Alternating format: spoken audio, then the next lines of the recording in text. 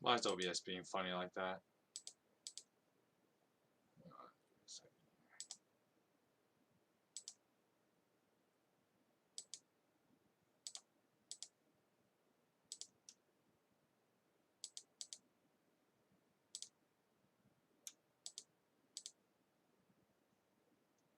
I wonder why it's doing that.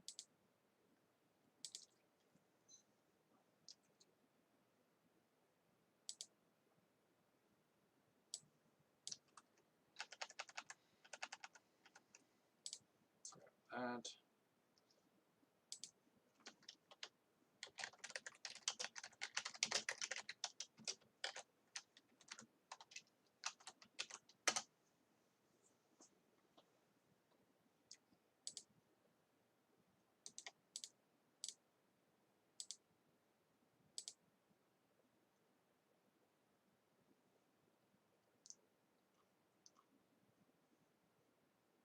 Hmm.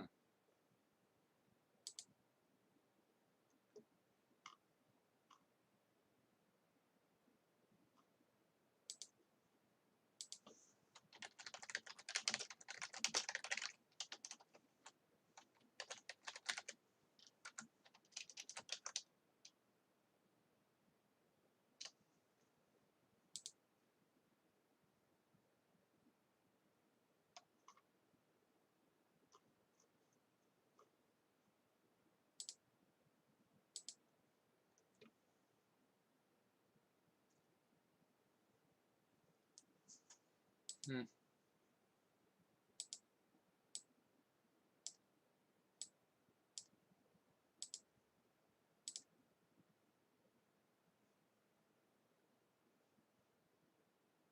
I don't know why my Windows is being weird right now. Anyway, nothing to worry about.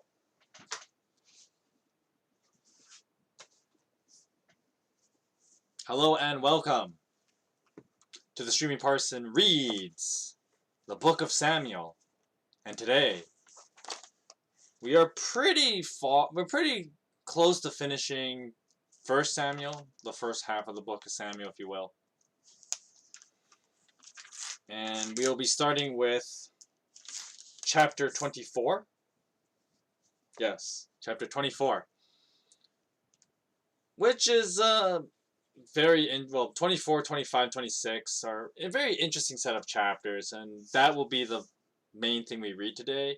Which means, yes, today is going to be a shorter stream, but I didn't want to cram like 7 chapters in today because, in a way, well, maybe we may be able to squeeze in 27, and then we'll do 28 to the end next time. So we'll read 4 chapters today, actually. We'll read 27 as well. Because 27 is just more like narration stuff, and I might as well just get that covered. And then chapter 27 also kind of blends into chapter 28, right? And so we'll see. Because, like, let me put it this way. Chapter 27 is like the backdrop for chapter 28, and then chapter 28 is more like a little story about Saul as he basically faces impending doom. But that will be next week's read. This week we'll read chapter 24 to 27. So 4 chapters today.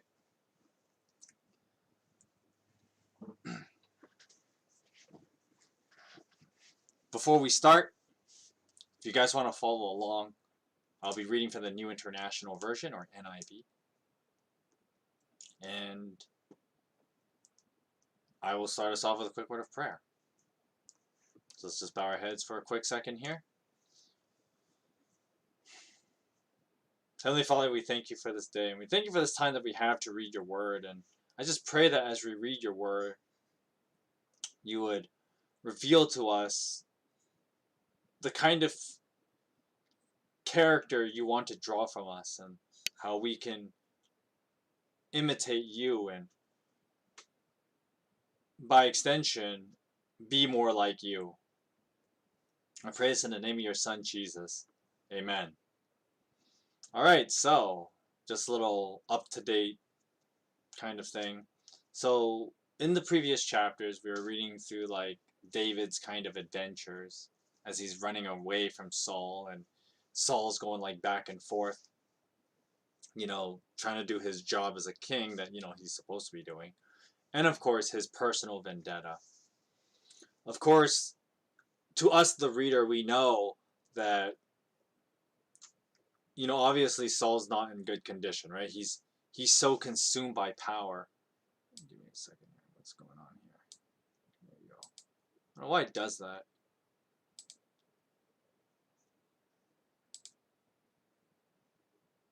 Anyway. I don't know why you do that to me. What is going on here?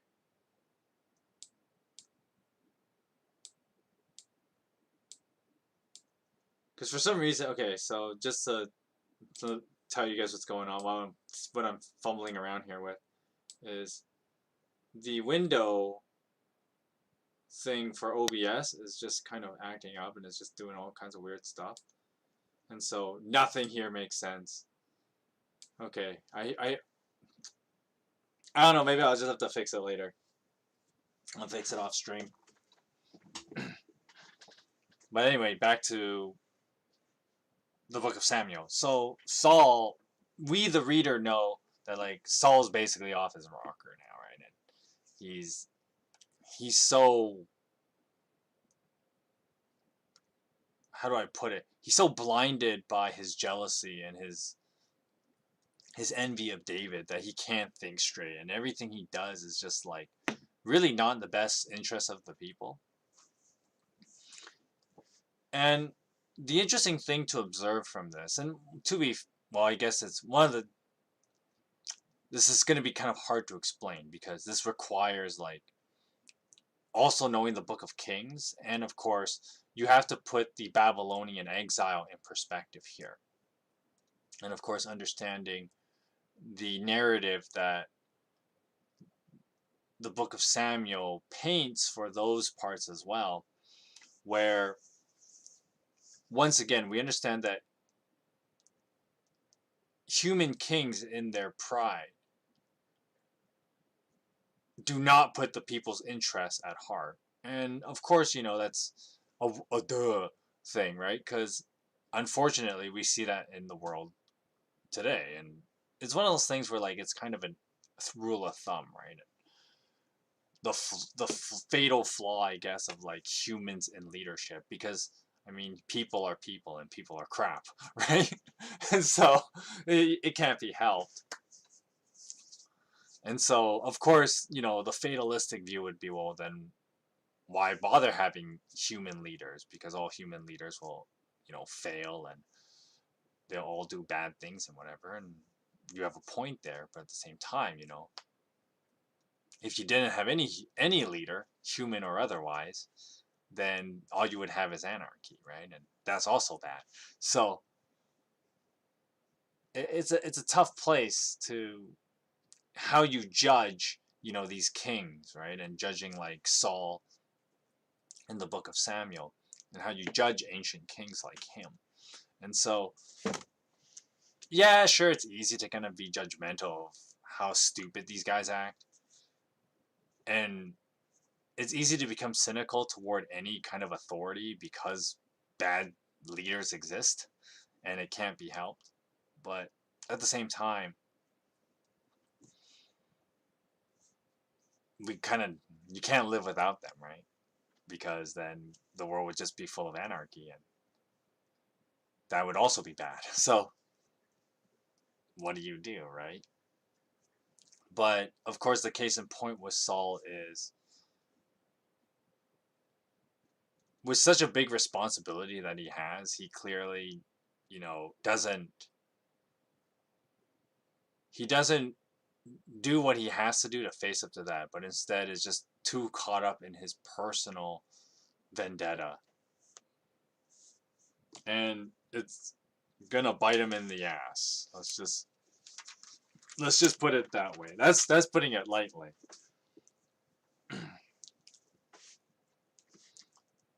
And so, with that being said, David's kind of running around from Saul, right? He's trying to get away from the guy, and he's now hiding with one of his enemies. I think he's hiding with the Gaths, or he could have moved in with the Philistines. We're not totally sure. I don't remember where he is at this point. I don't think he's moved in with the Philistines yet. I think that's actually chapter 27. So I think he's moved in with the Gaths, and then the Gaths were like, we don't really want this David guy around, because if this is the same David that's crushed like tens of thousands of people, we really don't want someone like that around, right? Because that could be bad for us. And in the Gath's defense, yeah, you wouldn't put in like your deadliest opponent in the same building as you, right? You're like, hell no, right? No one is that stupid, right? And so David is just on the run, and he's moved to a place called En Gedi, which is like, I think it's kind of a now in like Israel now. I mean, minus the whole conflict that's going on there, but in Israel now, En Gedi is more like what do you call those? Like a tourist. It's a park. It's like it's a bit of it's a park now. And I'm trying to think of the proper word for it, but basically you go there and you do sightseeing and stuff like that. I mean, of course, a lot of places in Jerusalem and nearby it are like that, but En Gedi's like a little set of mountains not too far from Jerusalem, and David is kind of hiding out there. Now it's kind of like a park, a nature reserve as well. It's a nature reserve. But of course, back then, this is where David's kind of chilling out, hiding from Saul. And so that leads us to chapter 24, where we begin our reading for today. Chapter 24. So after Saul returned from pursuing the Philistines, he was told, David is in the desert of En Gedi. So Saul took 3,000 able young men from all Israel and set out to look for David and his men near the crags of the wild goats. He came to the sheep pens along the way. A cave was there, and Saul went in to relieve himself. Now David and his men were further back in the cave, and the men said, This is the day the Lord spoke of when he said to you, I will give your enemy into your hands for you to deal as you wish. Then David crept up unnoticed and cut off a corner of Saul's robe. Afterward, David was conscience-stricken for having cut off a corner of his robe. And David said to his men, The Lord forbid that I should do such a thing to my master, the Lord's anointed, or lay my hand on him, for he is the anointed of the Lord. With these words, David sharply rebuked his men and did not allow them to attack Saul. And Saul left the cave and went on his way. Then David went out of the cave and called out to Saul, My lord the king! When Saul looked behind him, David bowed down and prostrated himself with his face to the ground. And he said to Saul, Why do you listen when men say, David is bent on harming you? For this day you have seen with your own eyes how the Lord delivered you into my hands in the cave. Now some have urged me to kill you, but I spared you. I said, I will not lay my hand on my Lord, not the Lord, on my Lord, because he is the Lord's anointed. Dyslexia there. Anyway, see my father, look at this piece of your robe in my hand. I cut off the corner of your robe, but did not kill you. See that there is nothing in my hand to indicate that I am guilty of wrongdoing or rebellion. I haven't wronged you, but you are hunting me down to take my life. May the Lord judge between you and me, and may the Lord avenge the wrongs you have done to me. but my hand will not touch you. As the old saying goes, from evildoers comes evil. So my hand will not touch you.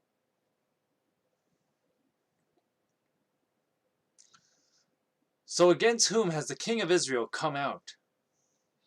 Who are you pursuing? A dead dog? A flea? May the Lord be our judge and decide between us. And may he consider my cause and uphold it. May he vindicate me by delivering me from your hand. When David had finished saying these things, Saul asked, Is that your voice, David, my son? And Saul wept aloud. You are more righteous than I. You have treated me well, but I have treated you badly.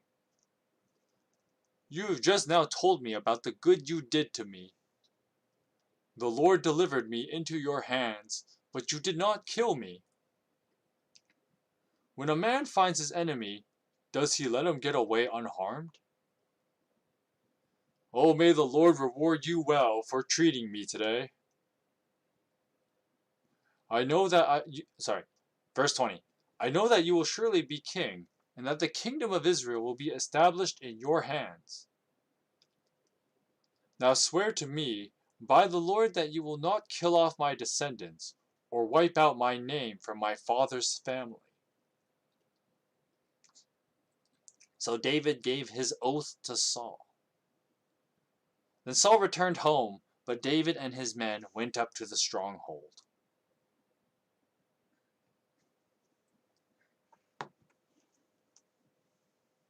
So that's chapter 24.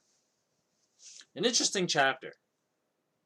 It's one that is kind of common that, Sunday school stories, they tell this story about like how great David is. One of his much better moments. To be fair, this is a much better moment David has as opposed to some of his other ones, but we got to give him credit, right? Credit's due, and this is one of those moments where David shows mercy. And the interesting thing about David, and why a lot of people can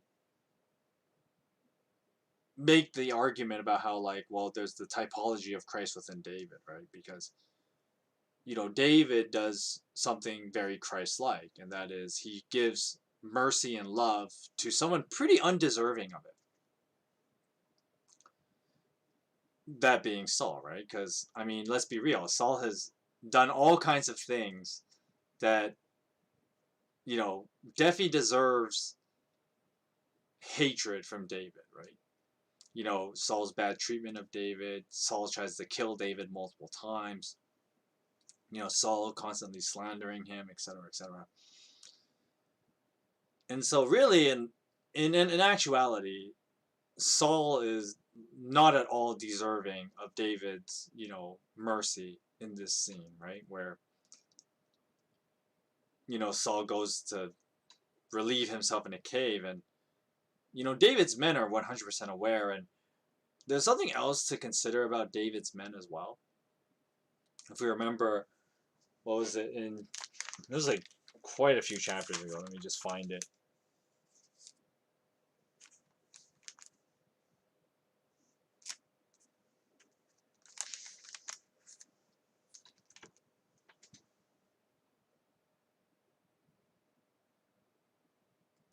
I'm trying to find something here.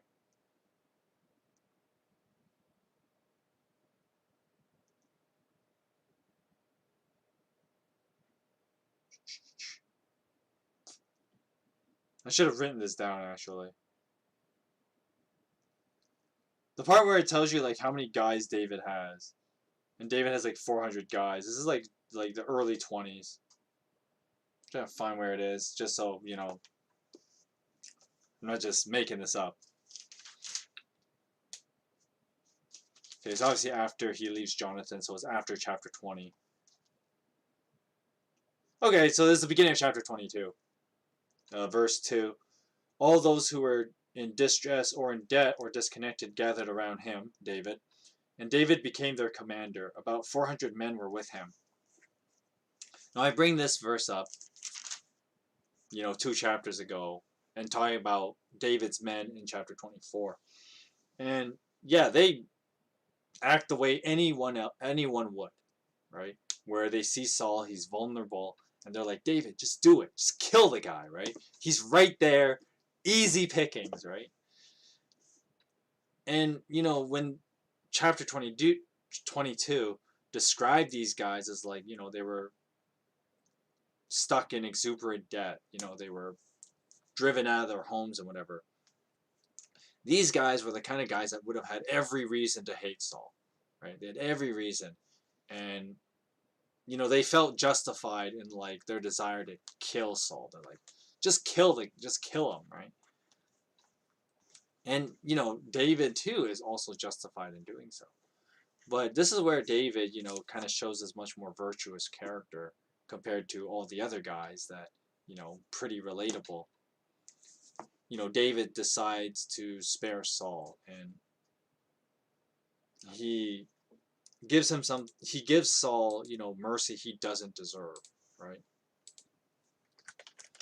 And so, I'm just trying to look up something here.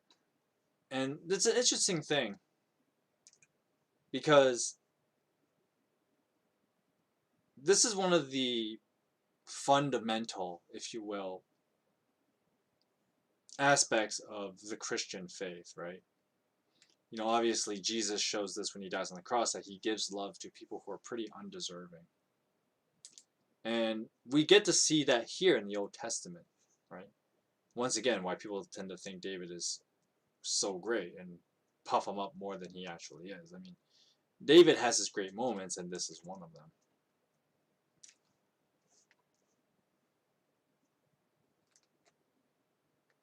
And that's, in this scene, solidifies the kind of person that we should have as a leader, right? Someone who is willing to forgive, and he's merciful even to those who are undeserving. And so easily things we attribute to Christ all the time. And one other reason why, when we understand the thesis of God's revelation to Samuel that only he can be king, that men tend not to have this kind of characteristic. David does get to show it this time, right? But of course, David isn't perfect. But David does show a virtue that would be required of what real leadership would need. But of course, with that being said, it is tough for any of us as human beings to really like grasp that, if you will, because of course we as people tend to be much more vindictive, right? Just like, David's guys here, when they're in the cave and they're like, yeah, just kill Saul. You have every right to. Right? And the interesting thing is that like David's first thought is just to cut the rope. So he definitely intended to spare Saul. But even in this, it's interesting that the Bible does this, where they're in the small act of him cutting the rope, David feels really guilty about it. He feels really guilty. And this is an interesting thing about David that I think we as modern people could learn from. And, I got some hot takes ready if you're ready for them. But, we can learn from David in this scene with Saul. And so another thing that makes David, once again, this is one of his virtue moments, right? That David is a virtuous guy, at least in this chapter. And that is, not only is he merciful to a guy who's undeserving, he respects authority even when it's not earned, right? And so that's a very tall order. And you got to know where I'm going with this, right? Like, you think of the world today, and not just in like America for sure, Canada, a fair amount, but with all the craziness that's happening, especially in the political world, the last thing most people want to do is show respect to political leaders and those in authority. Now, of course, even though yes, they're bad people, that doesn't mean that like we just show utmost discontempt and disregard them as people and just slander people. And it disgusts me sometimes where like even Christians will like slander, like authority figures, even though yes, they do things that are clearly wrong, right? And not to throw names, but we all know who I'm talking about, right? The political world in general, and this is true in both, you know, all over the world, really, not just in like the North America, like in Canada, the U.S. This is true all over the place, and of course there is a point where it goes too far, right? Where like, I wouldn't say that, you know, a dictator in North Korea deserves like respect and things like that. But, you know, one of the beautiful things about living in North America is that like even though our politicians aren't that great up here, they're not monsters like dictators in like other parts of the world. So, they're not Hitlers, okay? And if you haven't crossed that line yet, I think we can be more respectful to our political leaders. We can be more respectful to people in power. Because, and I see it all over, whether I'm on Discord and you see a lot of young people trying to be anti-disestablishmentarianist. And yes, that is a real word. Um, or you deal with like older people who complain about like how politicians today have corrupted our youth and blah blah blah blah, and it's back and forth thing. But why don't you be the better person? Why don't you be the bigger person then? And we can still be respectful even when people, our political leaders do things we don't like. And so that's something interesting to learn from David because he shows Saul this kind of respect, right? And it's interesting that, as we read in starting from verse 5 or verse 6, in verse 6, David regards Saul as the Lord's anointed. He still regards him that way, even though David himself knows that he's the one who's actually the anointed, the anointed one at that point. He's the one who's actually been given that title by the prophet Samuel. But yet, David still regards Saul in that way, which is interesting. The one guy who's like, yeah, like, this guy's in my spot, get out of my spot, right? And David could have done that, but he doesn't. And the interesting thing is that David still regards Saul as the Lord's anointed. And this is just one of those really interesting things that, like, shows David's character as being a lot better here than in other parts, and why he's not as horrible as people think he is as well. Because, I'm making the argument that he's not as great as some people say he is, but he's not horrible either. And I think we can take a chapter out of David's life and apply it to our own lives, and my to continue on my hot take, we can show more respect even to our political leaders we don't like and don't agree with, right? Because, especially Christians as well. Like, of course, as a Christian, we're going to be working for people that we clearly don't see eye to eye with. Like, I work in a company and everybody's, very opposed to more Christian ideas, right? Because, they're so backward or whatever, right? Well, here's a backward idea, that the Bible teaches. A backward idea that I, totally endorse. Show respect to people, right? Even those who aren't deserving at times, right? I can do that, right? I'll do that because I'm a big, now that makes it sound like I'm bragging, but I'm a bigger person than that. I'm not gonna be a petty little shit, right? But I can be a bigger person and I can be respectful even to those who, in actuality are not deserving of it. And I know people, we all know those people. We all know those people that don't deserve our respect, right? Because they're just the biggest asshats to us, right? And we all know those people, but instead of sinking down to their level and being a bully or whatever, we can be respectful, right? Because they're also our bosses and our authority. And you don't do it out of fear that like, oh, I might get fired if I'm not respectful. But like at the same time, it's like, I'm not just gonna be petty toward you. Or the worst case, especially in like we tend to do this in our modern era, is like that passive aggressive, behavior where like we won't outright say it, but we'll like do things that like slip of the tongue, kind of like, oh, I know you're like really awful, but I won't just flat out say it, and I'll point out things that make you kind of awful. That's kind of like how passive aggression works, right? And none of that, right? Because as Christians, we're called to be bigger than that. And you know, David, despite all the things that I've been trying to debunk the idea that he's as great as people think he is, but at the same time, this is something that we can learn from David, right? Is that we can be a lot more respectful, and we should be, right? Be the bigger person, right?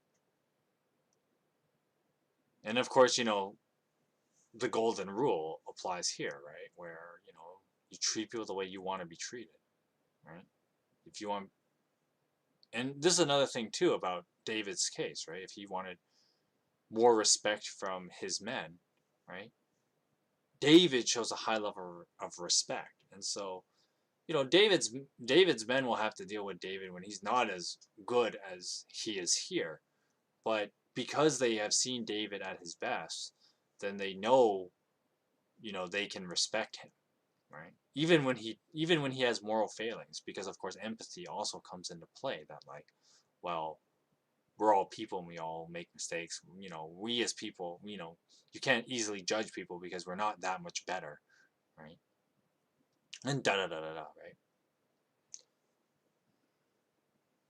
right? But that's the interesting thing about this chapter, is that how David still holds this high regard for Saul, despite the fact that Saul has done everything that would make you not think, he is worthy of anyone's respect. I'm gonna turn this down a bit because I think no, sorry, wrong one to turn down. I'm gonna turn down this one. Change this mode. There you go. That's better.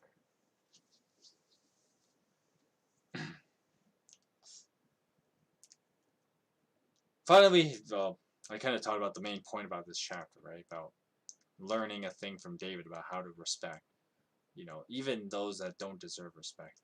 And funny thing, the weirdest thing you'll ever hear from a pastor, probably. If you're gonna hear weird things come out of a pastor's mouth, it'll probably be out of mine. And it would be a book everybody should read, especially now. I think it's one of those things that like it's a lost art, if you will. Is Mary Shelley's Frankenstein? I've mentioned this before in like other streams, but once again, it's a great book, and I think it's a book everybody should read. I mean, case in point, the fact that I bring it up again is is case in point of why everybody should read it, right? Because what makes the creature so great in that story, right? The Frankenstein monster is referred to as the creature.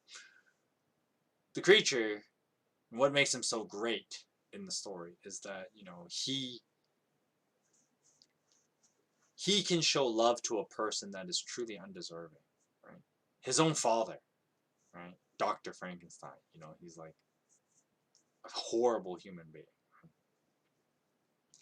The doctor's pretty terrible, and not only in his like prideful attitude toward God and like thinking he can be God by making life and thinking he's better than God because he created one life in the creature, but of course like the way Dr. Frankenstein treats people, right? He's always like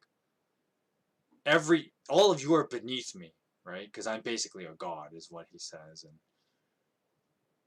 he looks down at people with contempt, right? And so, every other character, looks at Dr. Frankenstein just like, this guy's the biggest jerk. Why should anyone like this guy, right?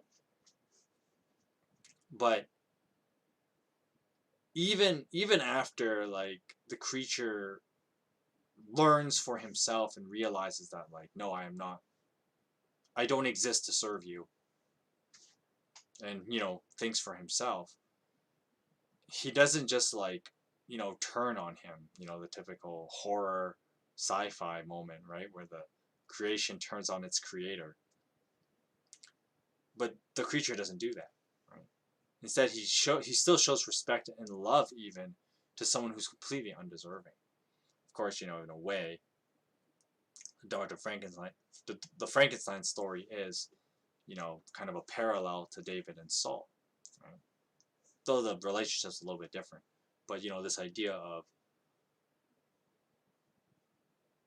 Saul kind of, at least from the physical side, if you will, he made David the person he was, right? That, he promoted him to the high commander, and because of that, that's where David got his notorious fame of killing his tens of thousands, right? Like Saul did that to himself in a way, right? When Saul became jealous of David, he did that to himself. And so, in a way, like Saul is the reason why David is where he is. And then, of course, Saul uses that to blame David for all his problems, which is kind of what the Dr. Frankenstein does, right? He blames the fact that, he created the creature, and now people hate him. It's like, well, you did it yourself out of your own pride, right? Same kind of thing here with Saul, right? Out of his own pride, David has gained more power and popularity. And so there's that parallel there, right? And then, of course, to parallel the creature with David, you kind of see this like, I'm my own person, and I don't have to live under your shadow. But I still show you respect. I still show you love, right? I'm not just going to take away what little you already have, right? And David is kind of the bigger person for that, because in actuality, to crush whatever little pride Saul had left, that would be kind of like beneath David, right? That would actually make him look bad, right? And so if he had killed Saul, that would have made him look bad actually, right? Because how's the old saying go? You kick a man while he's down, right? There's nothing honorable and respectable about that, right? I mean, nobody praises the big guy, you know, being a bully and beating up a little guy, right? Nobody thinks it's like amazing. You're the best guy ever for beating up a little guy who can't defend himself from you, right? There's nothing amazing about that. And so in a way, like David showing mercy is not just like the morally right thing to do, if you will, which it is, but like in regard to how he acts in front of his guys, right? Like it's definitely the right move, even though like David's guys wanted him to kind of stoop, right, and be like, oh, just take his life, right? But David shows respect and mercy, and the fact that Saul is undeserving really shows like David is a good guy, and he's someone we can trust. That's kind of probably what his men thought, and that's something that can be true in your own life, right? If you show respect even to those who are undeserving, I mean, to an extent, because some people will abuse that. You have to obviously put up boundaries, right? Because you can't always show respect to people who are undeserving, because people will take advantage of that. And you have to have some boundaries, which is interesting that the Bible actually points this out. Because even though, like, after David's whole speech, and Saul's like, David, you're a better man than I am, right? And then Saul's like, promise me you won't kill my family and like blot out my name. And David gives him that promise. But then it's interesting that the last verse 22, points out that like, well, Saul went back to Jerusalem, and then David went back to the strongholds in En-Gedi. So they didn't even go back together, because David obviously had boundaries, even when he was doing something as amazing as showing Saul mercy and giving him his dues. He doesn't actually go back with Saul, right? Because he knows that part of the relationship is broken. And that's an interesting dynamic that, well, as people we have to deal with, right? Like, yeah, we want to be better people, but you can't just be so self-sacrificing that you kill yourself in the process, right? Because, I mean, then what's the point, right? It defeats the whole purpose of helping others if you die, if you kill yourself in the process. Now, of course, it's a little different from like a superhero who might get killed on the job, right? That's a little different, right? I'm trying to make that make sense, right? Because of course, like, you should be self-sacrificing and be willing to give your life for someone that you know because you love them, right? But at the same time, you can't do it to a point that it would mean nothing, right? And worst off, that you inflict pain onto yourself because of it, right? You think of like an example of what I'm getting at is, the people who are too generous when they want to give things to people, right? Buying their friendships, right? You can't overbuy your friendships, right? Like, you should be generous, but you can't buy your friendships, right? You got to have those boundaries. There's that interesting dynamic that like the Bible doesn't really address because it's kind of assumed that like people can figure that out. Although then again, we're clearly people can't figure that out that easily, right? But just an interesting thing to think about, that even though David is merciful to Saul and shows him kindness, David still can't trust Saul fully, right? Because here's the thing too, that we, I know it's gonna sound like a duh moments, right? But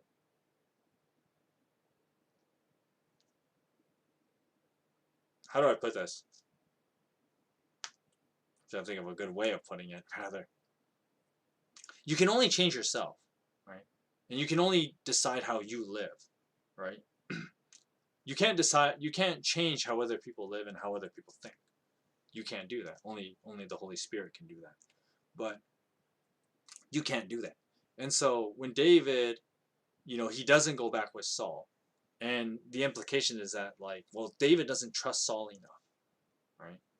Which is funny, which is kind of ironic, right? Because David just showed, he's the bigger man, right? He can be the better person. But just because David knows that he can be a better person doesn't automatically translate that Saul is going to be good to him, right?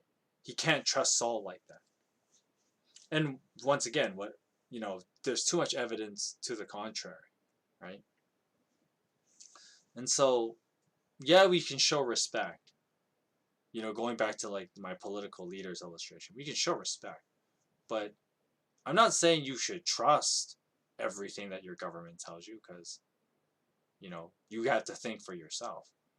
But at the same time, just because you think for yourself and you know that they do things that are wrong, doesn't mean you just like besmirch them, right?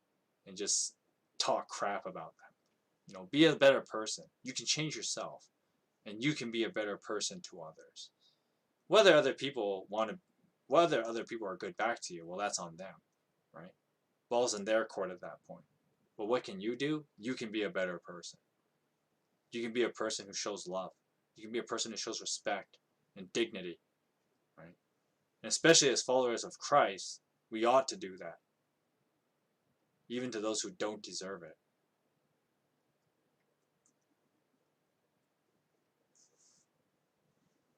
I believe Peter refers to it as pouring coals on your enemy's heads. Or was it Paul who said that? It's in the New Testament epistles, somewhere in there. Can't remember the passage exactly. But, there's that part about like, well, when you do what's right in response to people mistreating you and doing what's wrong, you pour hot coals on them, which is an interesting illustration the New Testament uses, right? That like, yeah, it's the biggest burn for them when you do what's right when they have done evil, because most people should realize at that point is like, man, I really am terrible, and these guys, this Christian is showing me up, right? That's kind of the idea that that passage was getting at. And that's true here when it comes to David and Saul, right?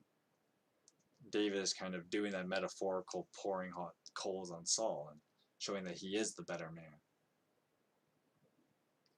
Now, of course, this is important, and I'll come back to this because a later chapter talks about this again. But if you remember when I was talking about the David and Goliath story and how the real battle was not at all between David and Goliath, but the real battle was between David and Saul, right? I mentioned that in that video, and this is it. This is the battle that they fight. It is not a battle of steel, but it's a battle of morality and ideals, right? And who upholds them, right? And David is showing that he is the victor here in his merciful acts towards Saul. And this is an interesting thing because once again, then this does paint the idea, and this is where, like, even though I'm the guy who's saying, like, well, David's not as great as people think he is, right? I can see where people make the argument because when you contrast him with Saul and you see this, like, metaphorical battle between them, and David is clearly the better person between them. But, Saul isn't the highest benchmark, to show that, I'm a better person than Saul isn't saying much, right? And for David to say, well, I'm a better king than Saul isn't saying much. And we're going to see a little bit of that in chapter 25, because while David may have had a moral victory here, we're going to see a moral failing of David's in chapter 25. So let's move on to that. Chapter 25.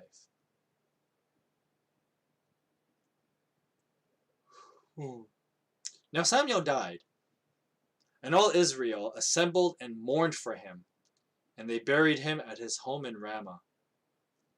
Then David moved down into the desert of Paran.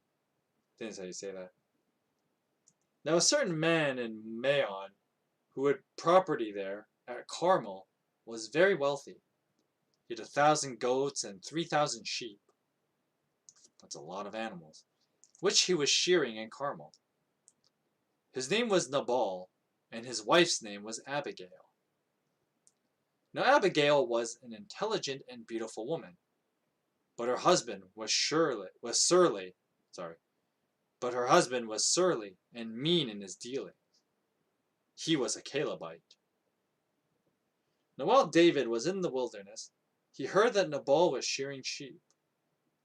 So he sent 10 young men and said to them, "Go up to Nabal at Carmel and greet him in my name.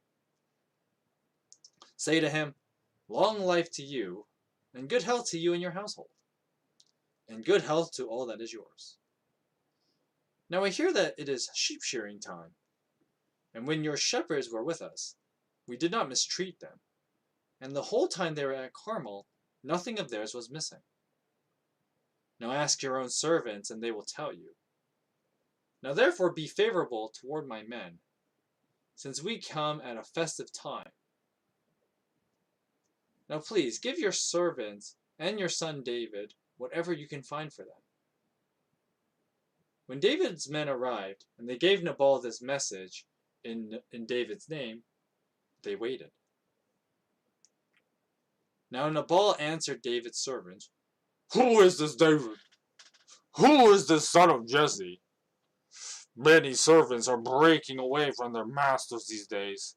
Why should I take my bread and water and the meat I have slaughtered for my shearers and give it to men coming from who knows where?' Now David's men turned around, and they went back. And when they arrived, they reported every word. And David said to his men, 'Each of you strap on your sword.' So they did. And David strapped his on as well. And about 400 men went up with David, while 200 stayed with the supplies. David has more guys at this point.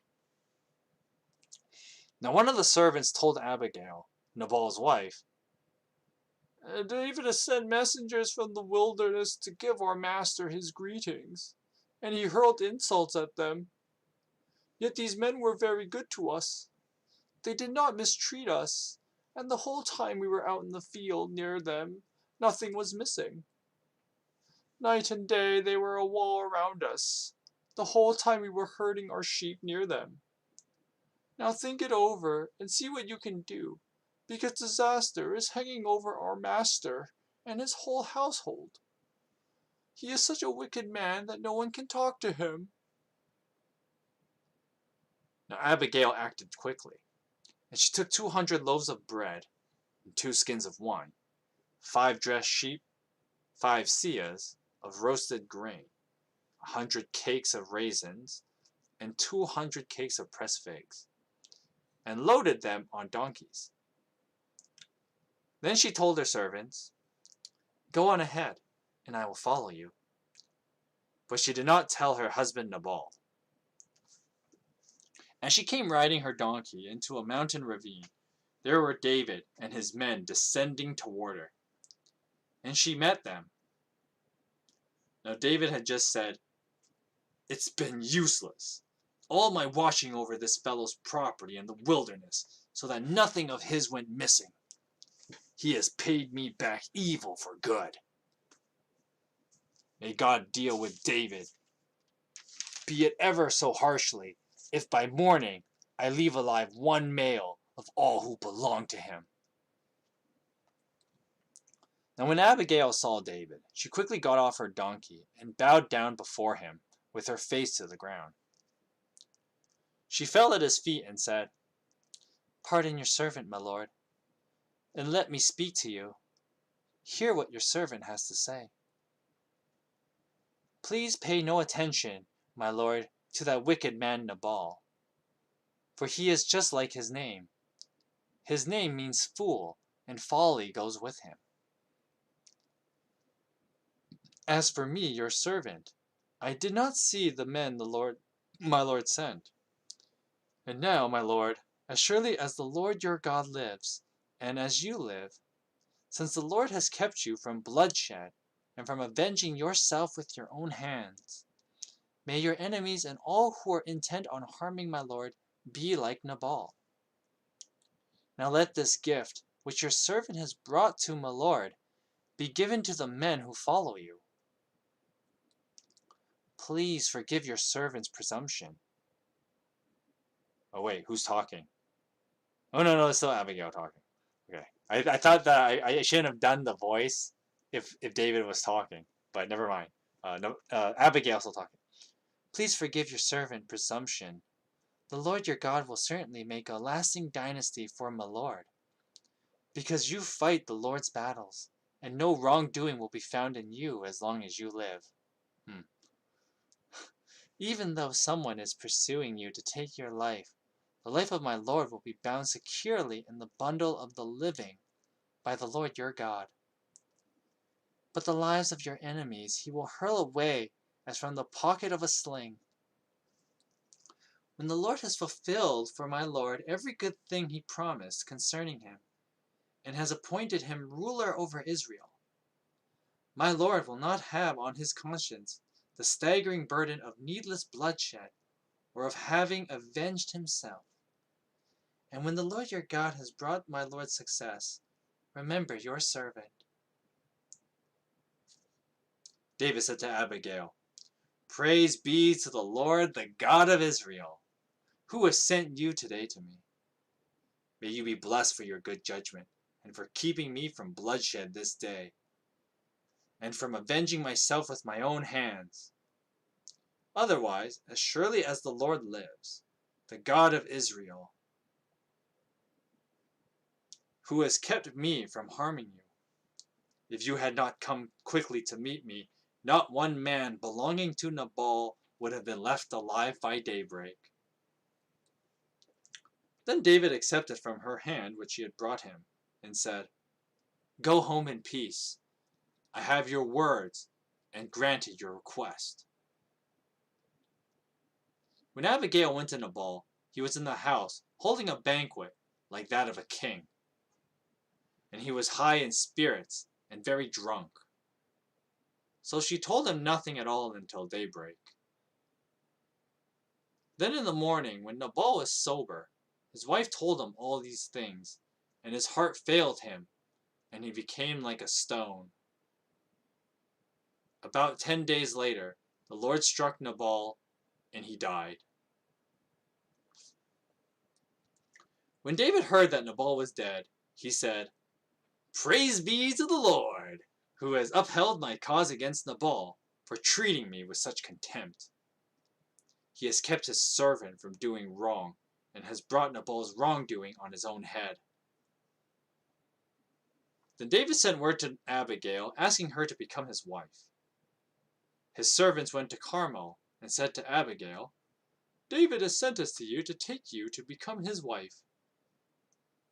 She bowed down with her face to the ground and said, "I am your servant, and am ready to serve you, and wash the feet of my Lord's servants." Abigail quickly got on a donkey, and attended by her 5 female servants, went with David's messengers, and became his wife. David had also married Ahinoam of Jezreel, and they were both his wives. But now Saul had given his daughter Michal, David's wife, to Patiel, son of Laish, who was from Galim. Ow, my ear is starting to hurt for some reason. Anyway, I can power through these next 2 chapters before I get it checked out.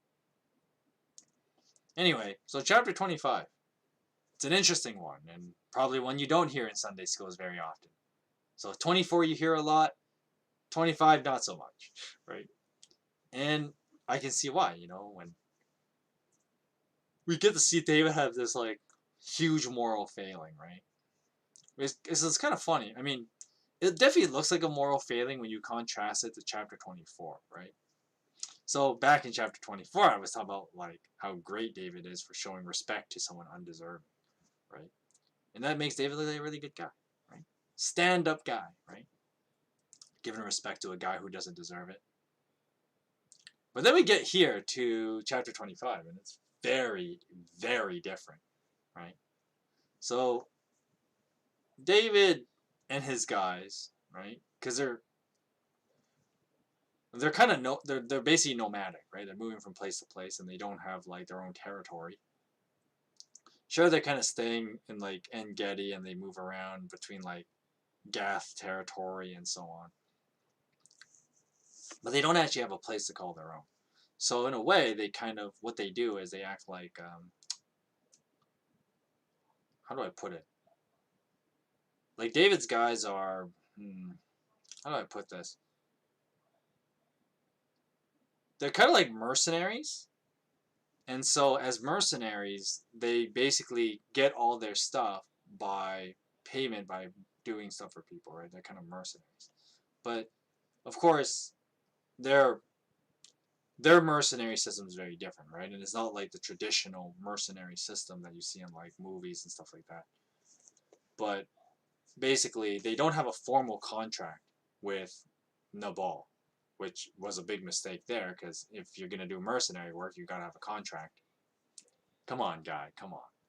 But basically, when David is, roaming around these deserts, and he encounters this guy named Nabal, well, at least his guys anyways, and kind of shows you the kind of person Nabal is, to have no knowledge of this kind of stuff that's going on with, like, his guys being, like, his guys meeting with mercenaries.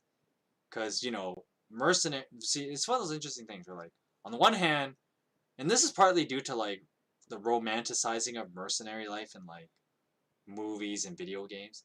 Like, mercenaries seem like these awesome, badass soldiers that come out of nowhere, and they can, they're badass soldiers for hire, right?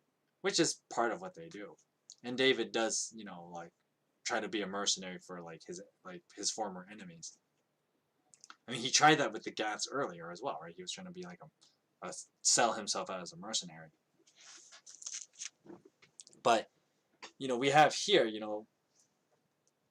he informally kind of like does favors for Nabal's men.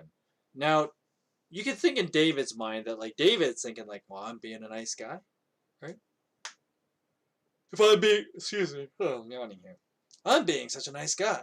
So, because I'm such a nice guy, and I'm helping out this guy here, he can return the favor. Favor for favor, scratch my back, I scratch your back, you scratch my back, kind of nice things like that, right? Be kind of nice, right? That's what David's probably thinking, right? So David ends up having his guys, they kind of work as like unofficial security for Nabal's men as they like do sheep shearing and work the fields. And it's one of those funny things where like you would think, and this kind of shows like Nabal is kind of an idiot of a character, that like if he has like 1,000 cattle and like 3,000 sheep, how does he not have a private security of his own, right? How come David has to show up and act as like an acting security group for him, right? With his mercenaries, basically. You would think a guy with that much property would probably be a lot more conscious of like what's happening to his assets, right? Because I mean, this is the ancient world. I mean, even today, like let's say a guy had, we had a farmer with 3,000 sheep. If like a couple hundred of them went missing, okay, a couple hundred might not be as huge a deal. Let's say like 1,000 of them went missing, right? Okay, even then, no, that's a bit too much though, right? Because I mean, even in today's world, if a guy had like 3,000 sheep and like 500 of them went missing, you'd have a big problem. You have a huge deficit problem, right? And it would be a major damage to your quota and stuff like that. It'd be a big problem, right? And so you would think Nabal would be a lot smarter about this, but clearly what the Bible indicates is that Nabal, not all here, right? Not thinking about those kind of things, right? He just assumes his guys will do it for him and he does nothing, right? The guy who just inherits massive amount of wealth and just kind of lives his life without thinking about anything because he's like, well, I have all the money I'll ever need, right? And so, you know, he's become so full of himself. And here's David thinking, well, my guys, I've kind of used my guys as like an unofficial security for this group, right? Because they don't look like they have it. I mean, I think that's a fair logic of why David would think that Nabal's men would need his guys to act as security, right? Because if Nabal had his own security, right, then David wouldn't approach him because you wouldn't, you as a mercenary band wouldn't approach someone else's security or their private. Well, security is basically like a private army, right? In this case, you wouldn't approach him, right? And so that kind of is telling, right? That the fact that David approaches Nabal's men, it really shows that like Nabal doesn't really protect his assets, which kind of like, that's kind of really stupid, right? At least, it doesn't make a lot of sense. So I know the world building's kind of weird here, right? Because why would this be the case? But it really shows that Nabal is kind of an idiot, and David is kind of doing him a favor by acting as unofficial security. But when I read this passage, I think like, David, you should have thought this through, right? I mean, if this guy with all this wealth doesn't have his own private security, clearly you're dealing with an idiot. Because if you look at any company today that has anything more than like, that has a decent asset base, they're gonna have some form of insurance and or security, right? No one is gonna do something stupid and put themselves in a really bad position like this guy. So, I mean, David, my guy, like, you should have known this guy's an idiot.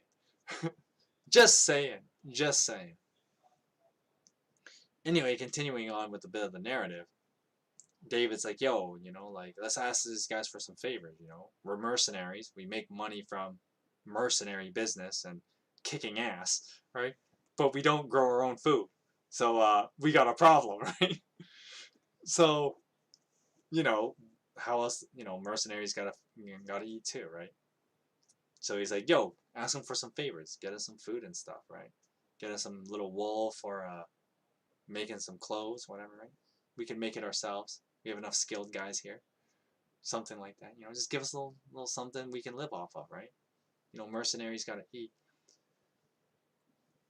But of course, Nabal acts like the most arrogant person, right? He's just like, who's this David, right? And basically, new phone who dis. Basically what he does to him, right? It's like, new phone who dis, right? And basically, Nabal just like, I don't know who this David is. Go away, right? Who do you think you are asking me for stuff, right? And so David's men go back to him and report what happens. And this is the big twist, right? Because we just read in chapter 24, David can show an incredible amount of respect, kindness, and mercy to someone who's clearly undeserving of his love, right? A guy who's been out to kill him multiple times. But then here in chapter 25, he gets insults from a guy. And what's David's response is, we're going to go kill him, right? Kill every last one of them, right? I would play the line, go check out my Fire Emblem 3 Houses playthrough for reference. But I would play the Dimitri line, but I don't want to get caught for copyright. So, but basically, David does a Dimitri here, and he's just like, kill every last one of them. And so, that's his response to insults. So, this is where the Bible kind of like seems kind of weird, right? Where it's like, on the one hand, David seems like such an upright, he's such a stand-up guy, right? He shows an undeserving, evil king respect, right? And that is something we should all be able to do. Or at least we are all called to do. But then here, he gets insults from one guy, and he's just like, you're dead, right? You're gonna die. And so, I love how the Bible even uses the expression like, strap on your swords, boys. It's killing time. And so, David gets all his guys, and they're about to go marching on Nabal and go waste this guy, right? But of course, we are introduced to another character, right? Abigail. Actually, before I talk about Abigail, I want to bring up something that's interesting and why there's this weird disparity in chapter 24 and 25, right? Chapter 24, David's a stand-up guy. Chapter 25, David's first reaction to an insult is kill every last one of them. At least Dimitri had like 5 years of trauma, almost being killed and having Adrestian soldiers try and kill him multiple times. When Dimitri goes kill every last one of them, at least he feels a little bit justified. Here, David gets like insults from one guy, and he's just like, kill every last one of them, right? But where does this disparity come from, right? And this disparity, I'm pretty sure, and I think the problem is the Bible uses this as a throwaway sentence, but I think that the disparity with David's behavior between the two chapters comes from the beginning of chapter 25, which is one of the most weirdest passages you would probably read if you just read the Bible straight through and didn't really think, didn't read through, like read between all the lines as you were reading. And in the beginning of chapter 25, how does it begin? The prophet Samuel died, and the people mourned for him. Now, I know what you're thinking, and I'm pretty sure anyone who's read this for the first time probably thinks this too. Wait a minute. If the book of Samuel is divided into two parts, 1st and 2nd Samuel, right? You would think Samuel's the main character. Well, first of all, this guy hasn't been around for like more than half the story so far, right? Samuel hasn't been around for like more than half the story. And now the guy dies halfway through his own book, right? Because remember, I'm counting 1st and 2nd Samuel as one book, right? We're not even done through 1st Samuel. So in a way, like Samuel dies less than halfway through his own book, which is kind of like, it's kind of weird, right? The guy with the name of the book dies halfway through his own book. Ominous, right? Of course, there's reasonings behind that, but I'll probably come back to it later in more detail. But the short of it is basically that the book of Samuel is called the book of Samuel, once again, because of the main theme that I've been trying to convey to you, right? That the main theme of the book of Samuel is only God can be king, which is the revelation that God gave to Samuel back in chapter 8. And so my argument is, with that being the central theme of the books of, First and Second Samuel, then the book of Samuel, right, First and Second Samuel, is about that revelation. And so that's traditionally how the Bible actually names its books, right? It's based on the revelation God, at least all the prophet books, and if you read through the Bible, you have all the later prophets, right, like Amos, Hosea, and all those guys, right? And then even some of the earlier ones before him, like Ezekiel is a big one. Isaiah is a popular one, right? These popular prophets. And the prophets, their books are named after the revelation, more or less after the revelation given to those people, right? So the book of Amos is about the revelation God gives to Amos, right? Of course, Amos is the one who says all of it, right? And then, of course, the book of Ezekiel is another one where, like, God gives Ezekiel a message, and then Ezekiel tells it, right?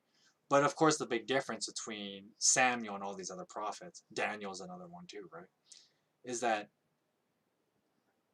all those other ones, they live through the entirety of how their book was written, more or less, right?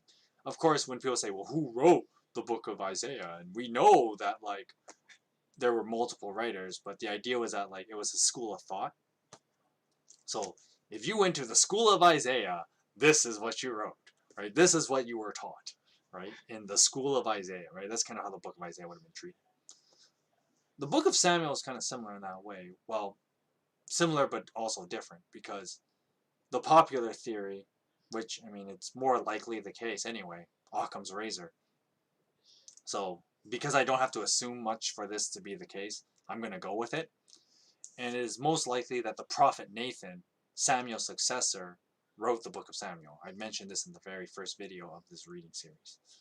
And the idea was that the prophet Nathan wanted to maintain this revelation, which kind of makes him a badass in my mind, and why I think he's really underrated as a prophet.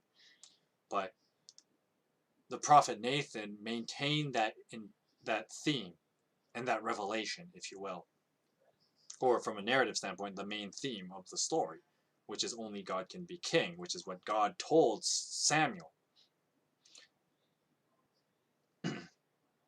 And that's why the book of Samuel is called the book of Samuel.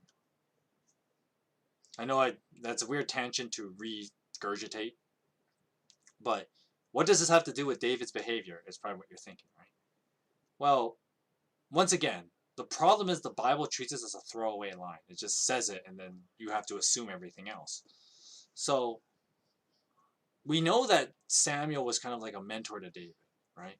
Especially after, like, what, Saul kills all the priests in Nob, I believe it is. Yeah, so this is like after chapter 22. So in chapter 22, if you remember, was where David ran away to this place called Nob, and he got Goliath's sword, which was kept as a trophy there for some reason. And he got some food for himself because he was hungry at the time, right? Even though he took bread that's normally not eaten by normal people, the bread of the presence, as it's called. So, after Saul killed all the priests there, David went into hiding and he hid with Samuel. And there's even that funny part in chapter 23, I believe. I believe it's chapter 23.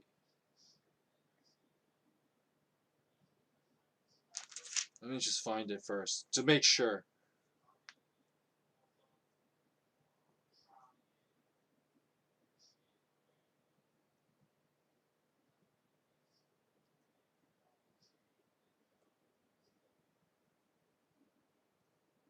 Oh no, it's still chapter 22.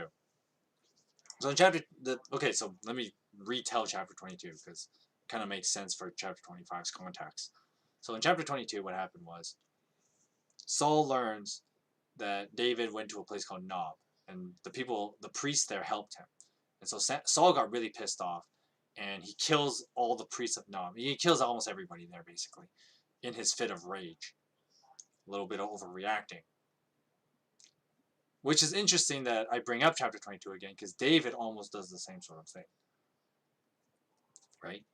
Where something pretty small and overreacting by wanting to kill everybody, right?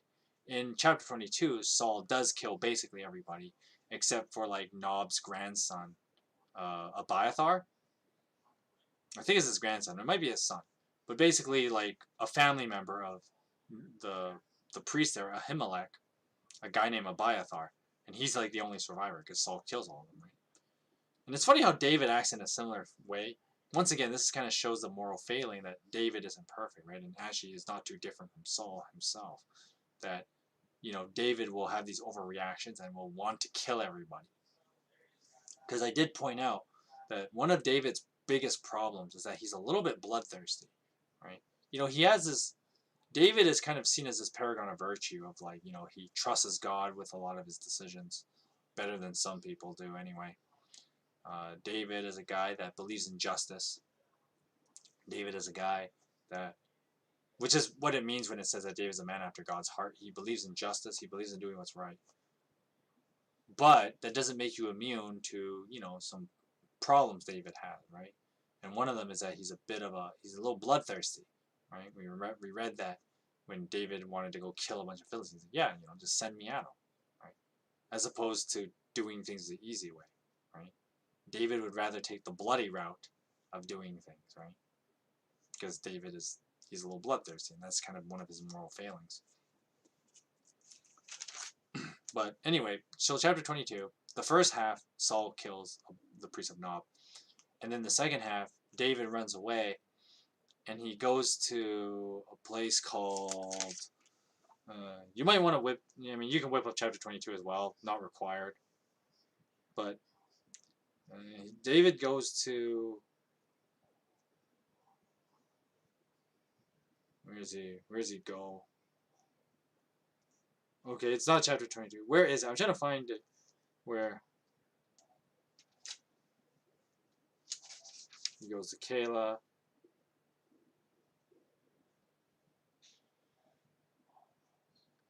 Okay, so David goes to a place called Ziph. And it is in Ziph where basically Samuel was kind of chilling out. Because, Samuel's a prophet. He would know this, right? So Samuel goes and meets with David. And then, of course, Saul goes to Ziph as well to try and kill David. But there's the funny moment where Saul can't do it, right? Because he enters the presence of God and he's like worshiping and praying and stuff. And he just never gets around to attacking David. And so during this time, what is assumed to happen is that Samuel mentors David. Samuel teaches David some stuff, and Samuel takes care of him for a little while. Until David leaves and goes to, he goes somewhere.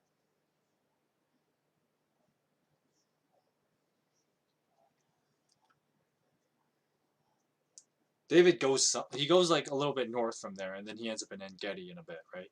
So David leaves Samuel, but before that, Samuel might have taught him a few things, and they kind of hang out, be buddies, right? And then David leaves and goes to En-Gedi, and Samuel just kind of does his prophet business and goes from place to place, whatever, right? And so the assumption is that David and Samuel became good friends. Now we jump to chapter 25, and now Samuel's dead. To be fair, he was an old guy, like, when Saul was king, right? He was already an older guy. So this is years later. Like, Saul's been king for a while. He's been king for years.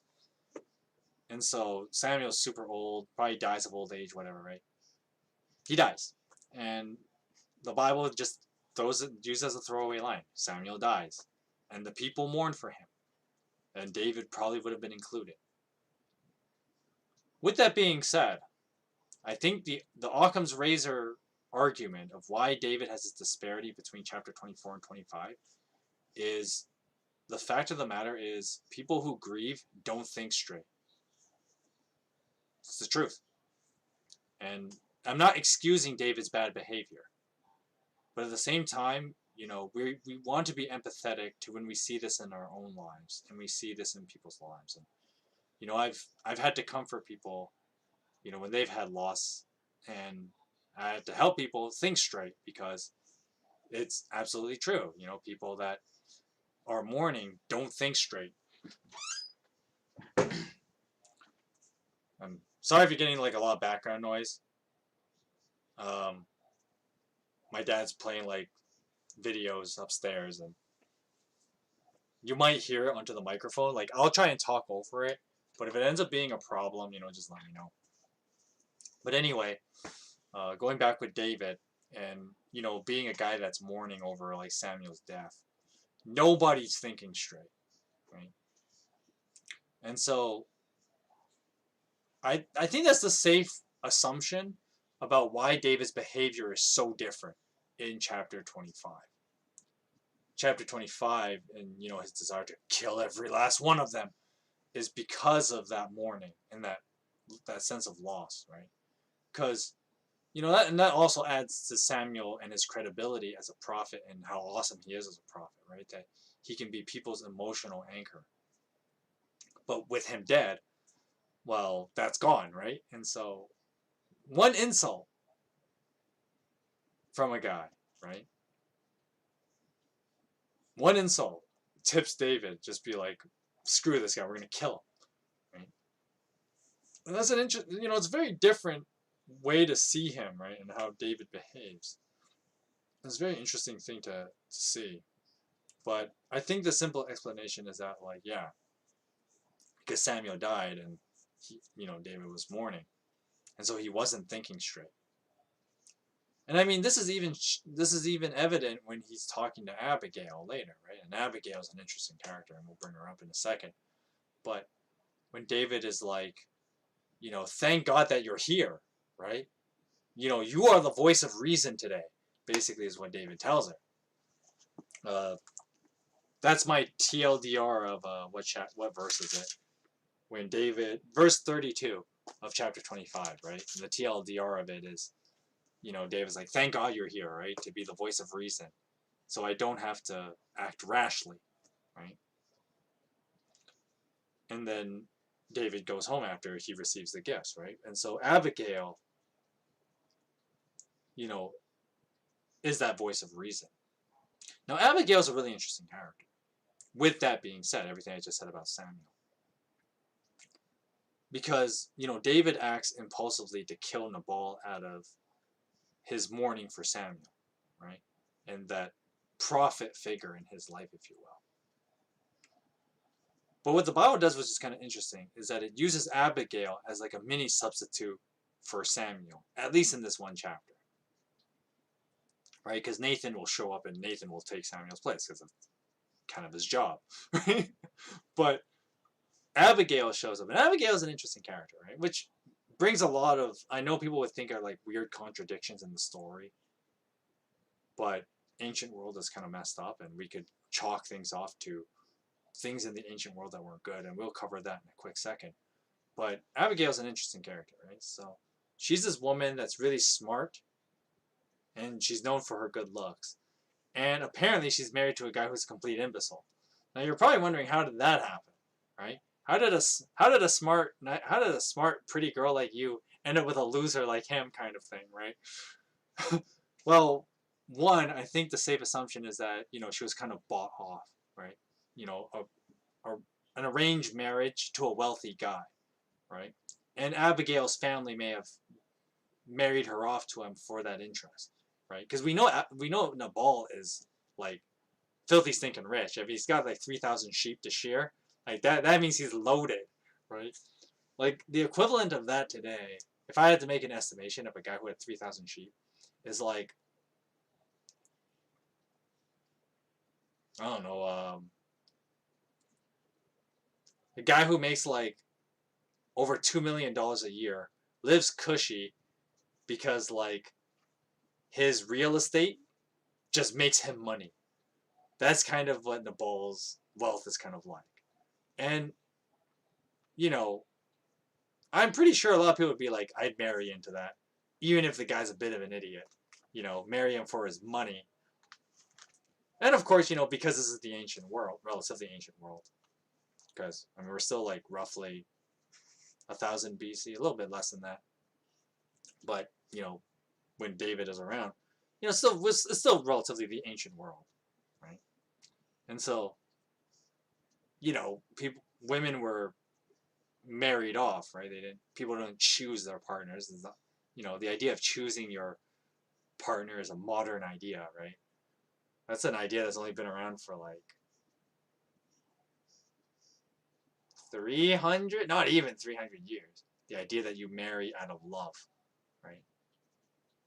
That's a very recent and foreign idea, considering most of history has not operated this way. But anyway, that's probably how it happened that Abigail, a nice pretty girl like her, a smart pretty girl like her, marries an idiot like Nabal, right? And so that's probably how it happened. And now we have two very different personalities, right? Because as I pointed out, Nabal's an idiot. First of all, he doesn't know how to take care of his own property. It's amazing that it doesn't just get stolen from under his feet. Which it basically will get stolen from under his feet because he's an idiot. But, you know, and then we have Abigail, right? And Abigail's a smart girl, right? And one thing that the Bible does is kind of neat is that it shows her she's really smart, right? Because she thinks fast on her feet, right? Because, you know, a servant comes and he's just like, we're going to get wasted soon. Do something, right? And Abigail's like, all right, I got a plan. And she comes with it pretty quick, right? Gives David all this food and stuff and says, here, give this to your men. Please don't kill us. and I mean, Abigail's right to think that, right? Like, here, give your men this. Please don't kill us. I kind of like living, right? Now, I know there's this other thing that a lot of people also get, like, well, this is what makes the Bible fictitious, because there's no way a guy has this kind of name, right? And I love the part when Abigail points out that, like, Nabal's name means fool, and his folly follows him. This is verse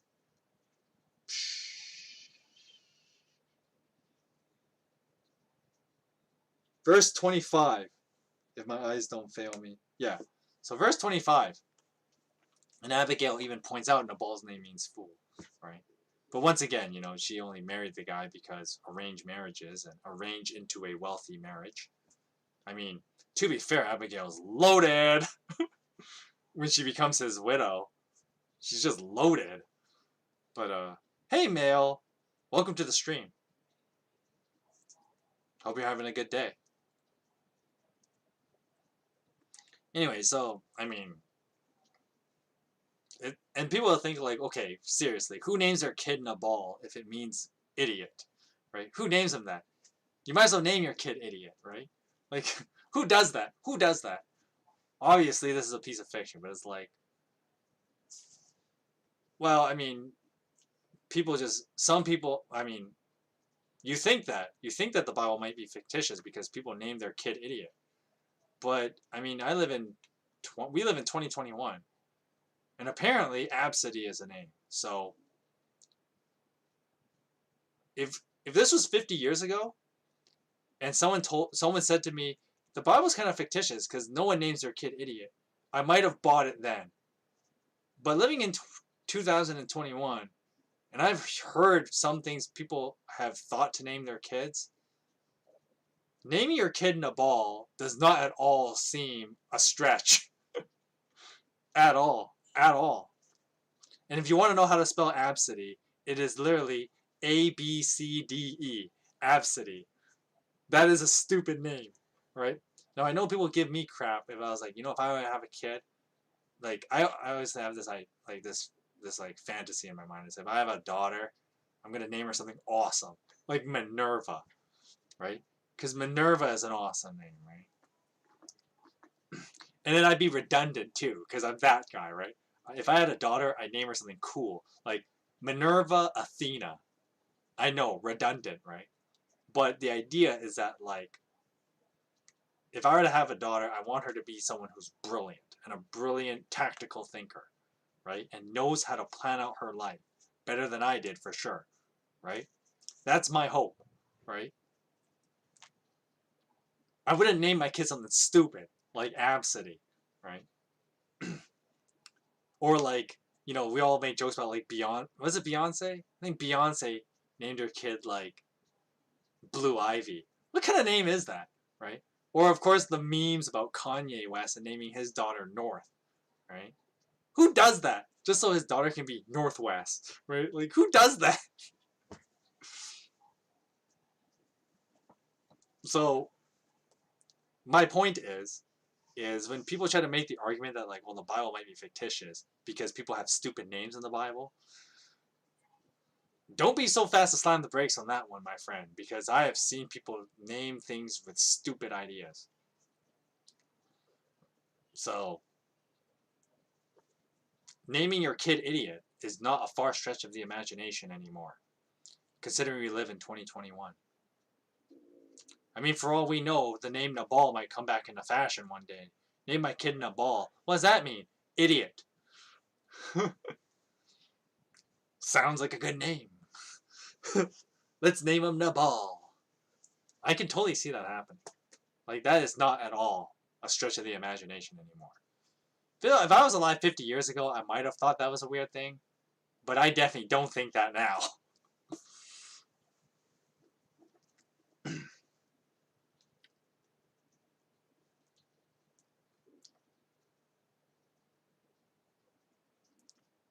Anyway, back to Abigail. I had to rip on the ball there for a minute. But back to Abigail, her being the substitute for Samuel is an interesting thing that happens too, right? And the kind of thing David needed, right? And once again, this is an interesting thing too to think about, where it's not about who we are as individuals, you know, that we can line up all our moral failings and moral successes, right? We are who we are because of also the people around us and the company we keep, right? And of course, how that company leads us toward or away from God, right? And so once again, David used to have Samuel, and Samuel was definitely someone who led him toward God, right? But when you think of like when David's been hanging out with his guys for so long and them being mercenaries, might not be the best influences. I mean, obviously his guys aren't all bad, but they're more just do people things as opposed to being more God oriented, right? But Abigail kind of sets David's path back, you know, show mercy as your God would, as the Lord, as your Lord lives, right? Because an interesting thing here is that when Abigail talks about God that way, the implication that I'm getting when I read through the text, of course, this is kind of me being really meticulous with words. And this is a good skill you should practice as well when you read any text. But when Abigail refers to the Lord, your God, the implication is that she herself may not necessarily be a believer, at least not yet at this time, right?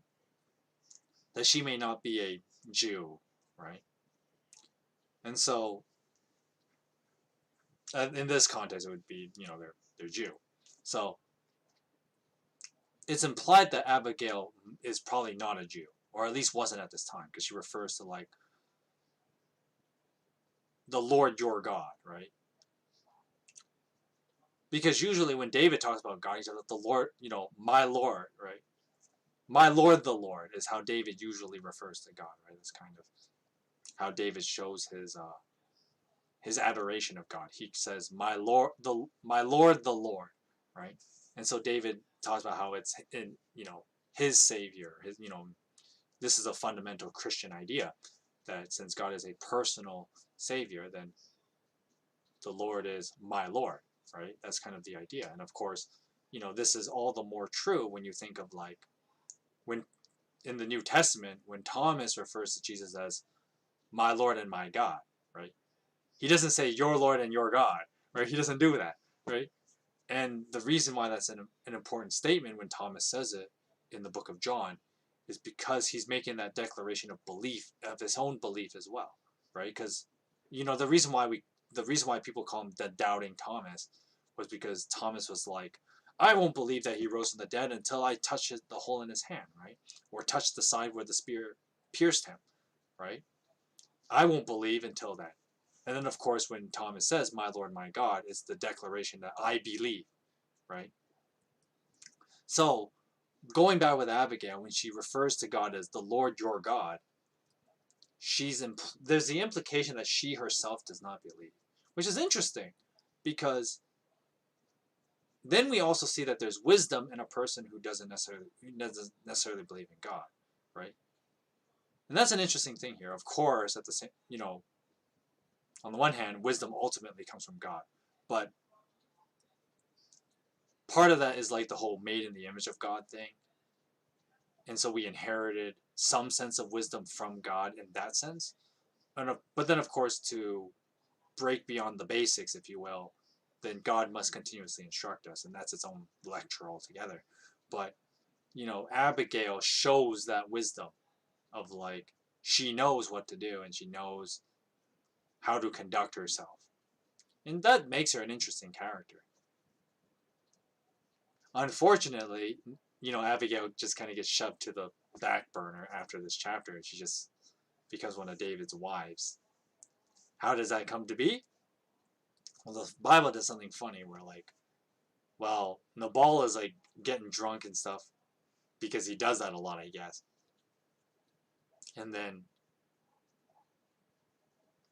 after Abigail tells him what happened, like, hey, we almost got wasted while you're here drinking because you insulted some guy, and I had to deal with it, right? And I had to clean up your mess. I assume she said something like that along those lines to him. And then Nabal basically dies from a heart attack, right? Not at that moment. He like starts suffering from his heart attack, and then eventually it gets so bad that he cannot be cured because they didn't have the medical systems. Like, if he had like a stroke or something, let's go with that. He didn't have a heart attack. He had a stroke, and the medicine didn't exist back then. But, we can treat early stages of if people get a stroke without any permanent damage. Thank God for modern medicine, right?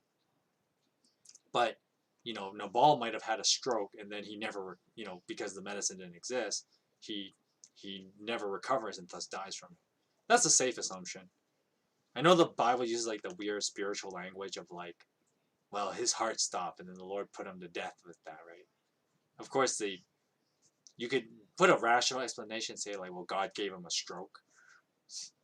Good an explanation as any, I guess. But then Nabal gets a stroke and he dies. And then the funny thing is that like Abigail immediately the funny thing is like Abigail, out of all the women David marries, because David will marry a lot of them, as I will point out now, David's other major moral failing, not only is he bloodthirsty, he also can't keep his plunger in his pants. Let's just go with that. And he's a massive womanizer. But anyway, it's funny because Abigail, out of all the women, is like the one person who wouldn't need to like remarry, because the Bible never suggests that Nabal has someone else to inherit his property, which implies that Nabal and Abigail don't have a son, right? That it implies that. And so because of that, if either Nabal's like other family could come and retrieve, or Abigail would just own it because she's the only person, right? Wouldn't go to a servant right away. Abigail would be the person to take it. And if Abigail is as smart as the Bible makes her out to be, she would have just maneuvered her way to doing it anyway, right?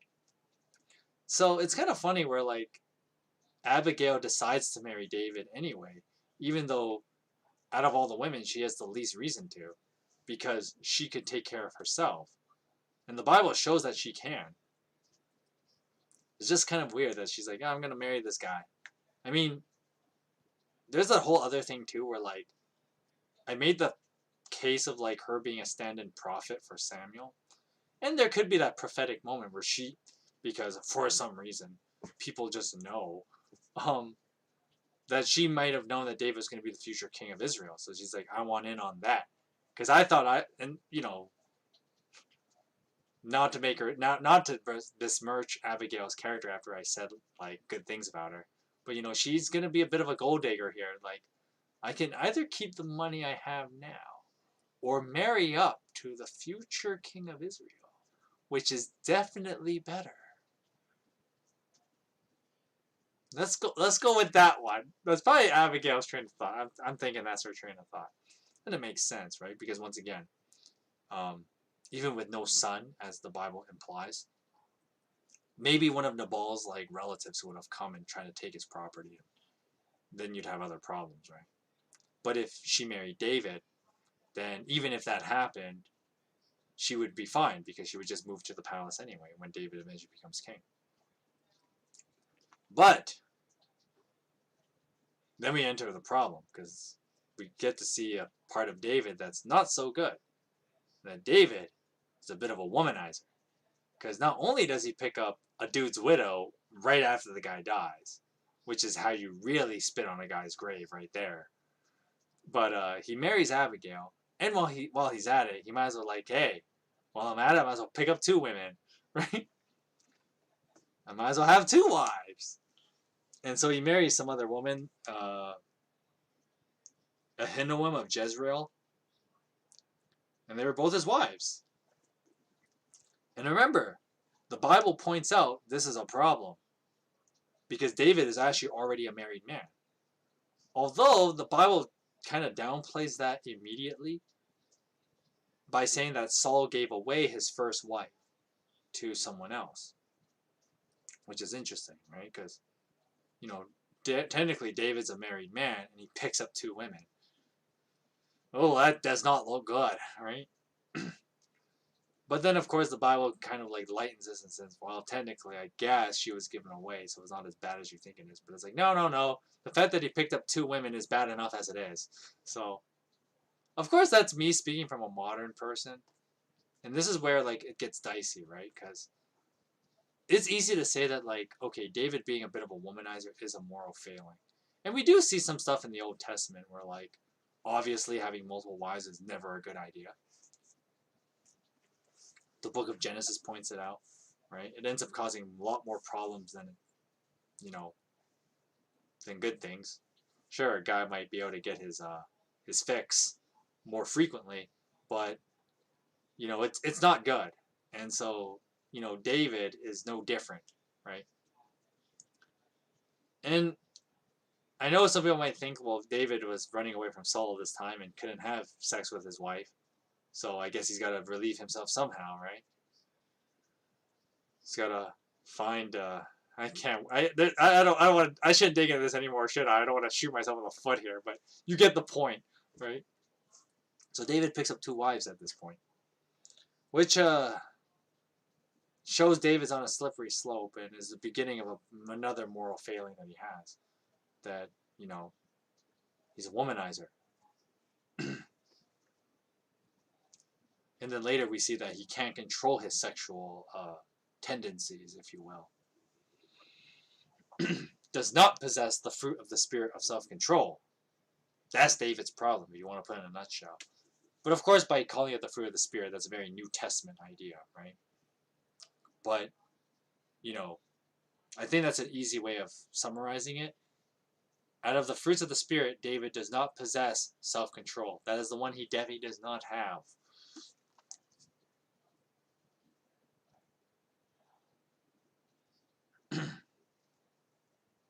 I've said a lot about chapter 25. I can't believe it's already been 2 hours and I've only read 2 chapters. I thought this was going to be a short stream today, honestly, because I was only going to read a few chapters, but clearly I am incorrect. Chapter 26. Now the Ziphites went to Saul at Gibeah and said, Is not David hiding on the hill of Hakilah, which faces Jeshimon. So Saul went down to the desert of Ziph, and with his 3,000 select Israelite troops, to search there for David. Saul made his camp beside the road on the hill of Hakilah, facing Jeshimon. But David stayed in the wilderness. When David saw that Saul had followed him there, he sent out scouts and learned that Saul had definitely arrived. Then David set out and went to the place where Saul had camped. He saw where Saul and Abner, son of Ner, the commander of the army, had lain down. Excuse me. Get a little tired now. Saul was lying inside the camp, with the army encamped around him. So David then asked Ahimelech, the Hittite, and Abishai, son of Zeruiah, Joab's brother, who will go down into the camp with me to Saul? I will go with you, Abishai said. So David and Abishai went to the army by night, and there was Saul, lying asleep inside the camp, with his spear stuck in the ground near his head. That is a really terrible place to put a weapon when you're sleeping. And Abner and the soldiers were lying around him. Also terrible. Why would you have a spear sticking out of the ground when you have, like, yourself on the ground and a bunch of other people sleeping on the ground around you? This sounds like an accident just wanting to happen. Now Abishai said to David, Today, God has delivered your enemies into your hands. Now let me pin him to the ground with one thrust of the spear. I won't strike him twice. But David said to Abishai, Don't destroy him. Who can lay a hand on the Lord's anointed and be guiltless? As surely as the Lord lives, the Lord himself will strike him, or his time will come and he will die, or he will go into battle and perish. But the Lord forbid that I should lay a hand on the Lord's anointed. Now get the spear and water jug that are near his head, and let's go. So David took the spear and water jug near Saul's head, and they left. No one saw or knew about it, nor did anyone wake up. Now they were all sleeping because the Lord had put them into a deep sleep. Then David crossed over to the other side and stood on top of the hill some distance away. There was a wide space between them, and he called out to the army and to Abner, son of Ner, Aren't you going to answer me, Abner? Abner replied, Who are you who calls to the king? And David said, You're a man, aren't you? And who is like you in Israel? Now why didn't you guard your lord the king? Someone came to destroy your lord the king. What you have done isn't good. As surely as the Lord lives, you and your men must die, because you have not guarded your master, the Lord's anointed. Now look around you. Where are the king's spear and water jug that were near his head? Now Saul recognized David's voice and said, Is that your voice, David my son? And David replied, Yes, it is, my lord the king. And he added, Why is my lord pursuing his servant? What have I done, and what wrong am I guilty of? Now let my lord the king listen to his servant's words.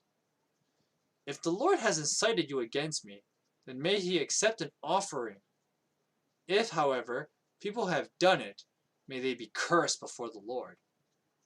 They have driven me today from my share in the Lord's inheritance, and have said, Go and serve other gods.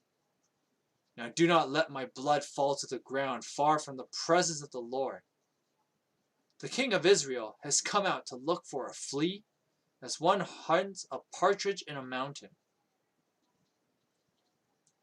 Then Saul said, I have sinned. Come back, David, my son, because because you considered my life precious today, I will not try to harm you again. Surely I have acted like a fool and have been terribly wrong.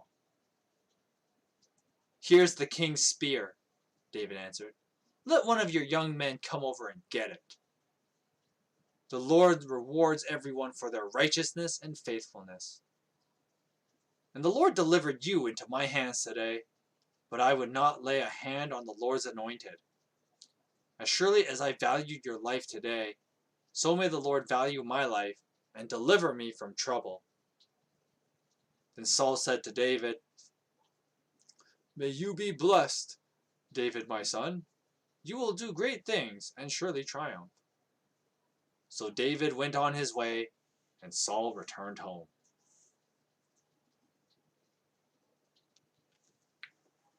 So chapter 26. Kind of sound, you probably have a bit of a deja vu moment, right? Which is why you want to read 24, 25, 26 together. Because we have once again, David spares Saul. David saves him a second time. Now, of course, one of the funny things in these chapters, is David's mad ninja skills, right? Because he's able to sneak up on Saul not once, but twice. And, sure, the Bible says that, the Lord put the camp in a deep sleep. But still, you gotta give David some credit here. Like, that's some mad ninja skills that he just sneaks up on Saul basically twice and has a free kill, but decides not to take it, right? Because once again, David is a better man than most of us are. And with that being said, he doesn't just take his revenge as he could have, right? Because most of us would have, right? And, you have Abishai, the regular guy in the story here. And he's just like, yo, man, this is as good as it gets, man. This is as good as it gets. Let's take this chance, right? Let me stab him. I only need one shot. This is perfect. One shot is all I need, my God. And David's like, no, we're not going to hurt him, right? Because David, once again, is being the bigger man here, as opposed to, Abishai, like the rest of us would probably be like, yeah, just, right? Because most of us would have killed Saul if we were there, right? I would make that as a bold claim. It's a bold claim, but most of us would have acted like Abishai, right? And that's why I kind of consider Abishai the normal person in the story, and I think that's why he's important to the story, right? He's the everyman of the story, whereas David is viewed as more like the paragon here. Which is interesting because, I've gone out of my way to say that, well, David is also a bad king. But despite that David is a bad king, he still is so much better than most of us would be. And I know that's a bold claim to make. Because, if you've been alive long enough, you know that people are generally pretty awful, right? And if people had the chance to just be awful, they will do it, right? I'll tell you a funny story about how awful people can be. Right?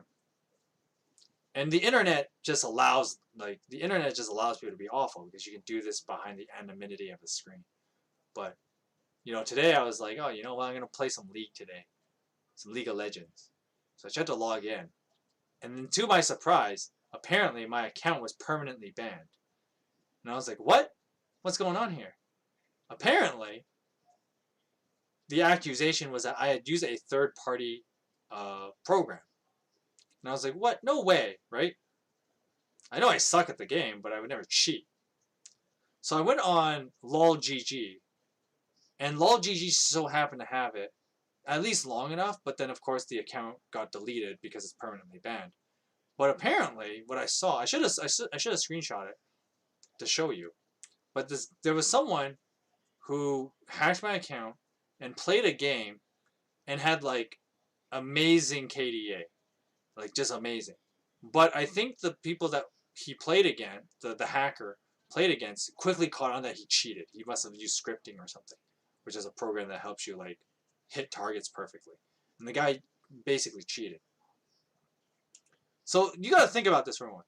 So a guy hacks another guy's game account, so he can play a game where he can cheat, and he won't get punished. Because remember, the person who gets punished is the account he hacked. So my account gets punished for his bad behavior, right? Of course, I could write to Ryan and say it wasn't me, whatever, right? But then, of course, that's way too much hassle, and no one's going to do that. And honestly, now I have a good excuse not to play League, right? Because I don't have an account now. But think about that for a moment, right? If a guy had if you had the chance to steal someone's account just so you could do bad things on it without consequences to yourself, because it's not like I'm ever going to find this guy, right? I'm never going to find who this guy is who hacked my account and make him pay for what he did. I'm never going to find this guy in this life, right? So what punishment is this guy going to get? None, right? None whatsoever. And so put yourself in those shoes. If you could do that to someone, would you do it? And the fact of the matter is, I think most of us, if it weren't for the power of God, if most of us did on our base instincts, we'd have done it. You'd have done it. If I wasn't, not because because I'm holier than thou, but if it wasn't for the power of God, right, I'd have done it. If you could do something asinine to someone else and without any consequences, most of us would have done it, right? And so, going back with David, the story here with David, right? That's kind of this interesting idea that's played here, right? That Abishai is there to kind of be like, he acts like how we would act, right? Man, there would be no consequence if I did this, right? I could just do it. It'd be simple, be clean, and I wouldn't face the consequences. Of course, David's right there, and he says yes, you will, right? Before God, you will. And of course, that's the hope whenever we all deal with bad things in our lives, right? We hope that God will judge those people in our stead, because we don't have the power to do that. But David is like, before God, you will be judged, and you rather not have that, right? Which is one of those funny things where, on an unrelated note, I love when people try to say that only God can judge me as a defense for people not judging them. Like if someone's living a life that's not favorable, and you judge them, and they say, well, only God can judge me. I'm like, dude, that's way worse if you think about it. If you're doing crappy things and you think only God can judge you, that's way worse, right? Because if I judge you, whatever, I'm just some guy on a screen, right? If I say something critical about your life, you could just be like, yeah, whatever, it's your opinion, and who are you to tell me what to do? And in the grand scheme of things, I'm nobody to tell you what to do, right? So if I judge you, whatever, right? But if God judges you, well, that's a huge deal. And David points that out to Abishai, and that's where the reason why we should live morally, right? Because there's that part of us that's like, if I could get away with doing something without any consequences, I'd do it. But no, before God, none of us are free to just do whatever we want, right? So going back to my League of Legends hacker story, right? I mean, God will judge this person, and the guy may say, well, I have done all these other good things in my life. Well, I mean, if you're a hacker, you probably haven't. But the person might be thinking well, I've done other good things in my life. Well, you hacked this one guy's account and decided to just be a complete asshole about it. And that's enough to damn you. Imagine if God said that to someone. And I know some people might think, well, that's unfair. Why would God send a hacker to hell? I mean, why wouldn't he, right? Some people have done way worse things with hacking, like stealing people's identity and stealing lots of money. So yeah, theft is bad, period. Even if it's something trivial like a League of Legends account. But in the grand scheme of things, if God is as God is our judge, right? You should take that seriously. And that's something that David, when I talk about David believes in justice, this is what I'm talking about. And this is one of those one of the better moments of David, right? That David believes in justice. And so Abishai thinks, well, no one, no, it won't matter. If I just do this, and just get it done, there's no real consequence. David's like, before God there is, and you better not do it. Because God will judge you, and it's not gonna be nice if you touch the Lord's anointed, right? Once again, we also see like David's high respect for Saul, despite that Saul definitely does not deserve David's mercy. Like David was already being a nice guy when he gave him mercy the first time, right? When Saul is pursuing him again, like David should have been like, no, you don't deserve my mercy, right?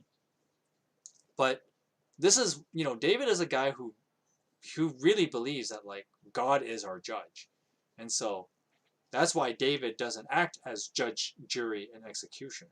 Because he knows God will take care of that for him. And he even says it in his, this little thing about like, how does David say it? I'm trying to find it. Whoops. Da, da, da, da. Okay, so verse 9, David says to Abishai, don't destroy him. Who can lay a hand on the Lord's anointed and be guiltless?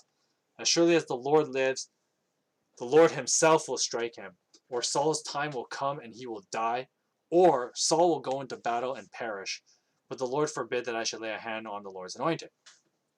So, David is in, he believes in justice in the sense that like God will deliver ultimate justice. And so David has conceded to himself, like, I'm not going to act as judge, jury, and executioner. That is not my place, right?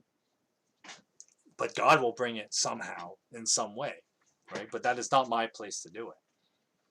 Which is funny, because remember, we just read chapter 25, where David was ready to be judge, jury, and, well, he definitely did judge and jury and was ready to be executioner, right, with Nabal.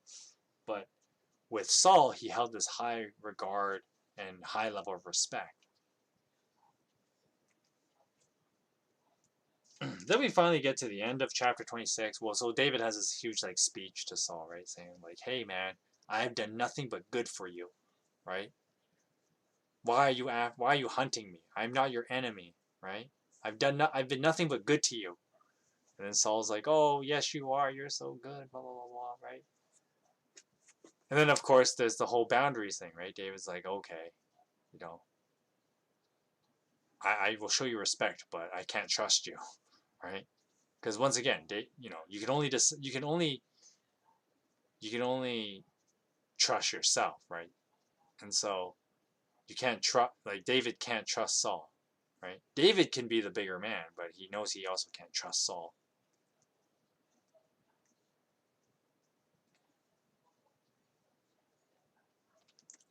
All right, we're gonna read one more chapter and then we're gonna call the stream. And I think I'm just trying to transition to chapter 27 because I was gonna do it in a smooth fashion, but then I kind of lost it. But here we go. One more chapter, chapter 27. Now David thought to himself, one of these days I will be destroyed by the hand of Saul. The best thing I can do is to escape to the land of the Philistines. Then Saul will give up searching for me anywhere in Israel, and I will slip out of his hand. So David and the 600 men with him went over to Achish, son of Maoch, the king of Gath. Now David and his men settled in Gath with Achish. Each man had his family with him. And David had 2 wives, Ahinoam of Jezreel and Abigail of Carmel, the widow of Nabal. Now when Saul was told that David had fled to Gath, he no longer searched for him. Then David said to Achish, "If I have found favor in your eyes, let a place be assigned to me in one of the country towns, that I may live there. Why should your servant live in the royal city with you?" So on that day, Achish gave him Ziklag, and it had belonged to the kings of Judah ever since. Now David lived in Philistine territory a year and 4 months. Wow, time jump in a throwaway line. Gotta love those. Now David and his men went up and raided the Geshurites, the Gerizites, and the Amalekites. From ancient times, these people had lived in the land extending to Shur in Egypt. So the southern part of Israel, I guess. Whenever David attacked an area, he did not leave a man or woman alive, but took the sheep, cattle, and donkeys, and camels, and their clothes. Then he would return to Achish. And when Achish asked, "Where did you go raiding today?" David would say, "Well, against the Negev of Judah, or against the Negev of Jeremiel, or against the Negev of the Kenites." David did not leave a man or woman alive to be brought to Gath, for he thought they might inform on us and say, "This is what David did." And such was his practice as long as he lived in Philistine territory. Achish trusted David and said to himself, "He has become so obnoxious to his people, the Israelites, that he will be my servant for life." Chapter 27 is really short. We're going to be done soon. If you have any questions, throw them into the comments, and I'll try and get to them. Throw it in the chat as well. So chapter 27 is just kind of a narration thing of, stuff David did in for next little while. Because of course the end of 1 Samuel, which we'll cover next week, kind of just finishes the story of the first bad king, Saul, right? As I've dubbed the book of Samuel a tale of two bad kings, and that's why it's divided into 1st and 2nd Samuel.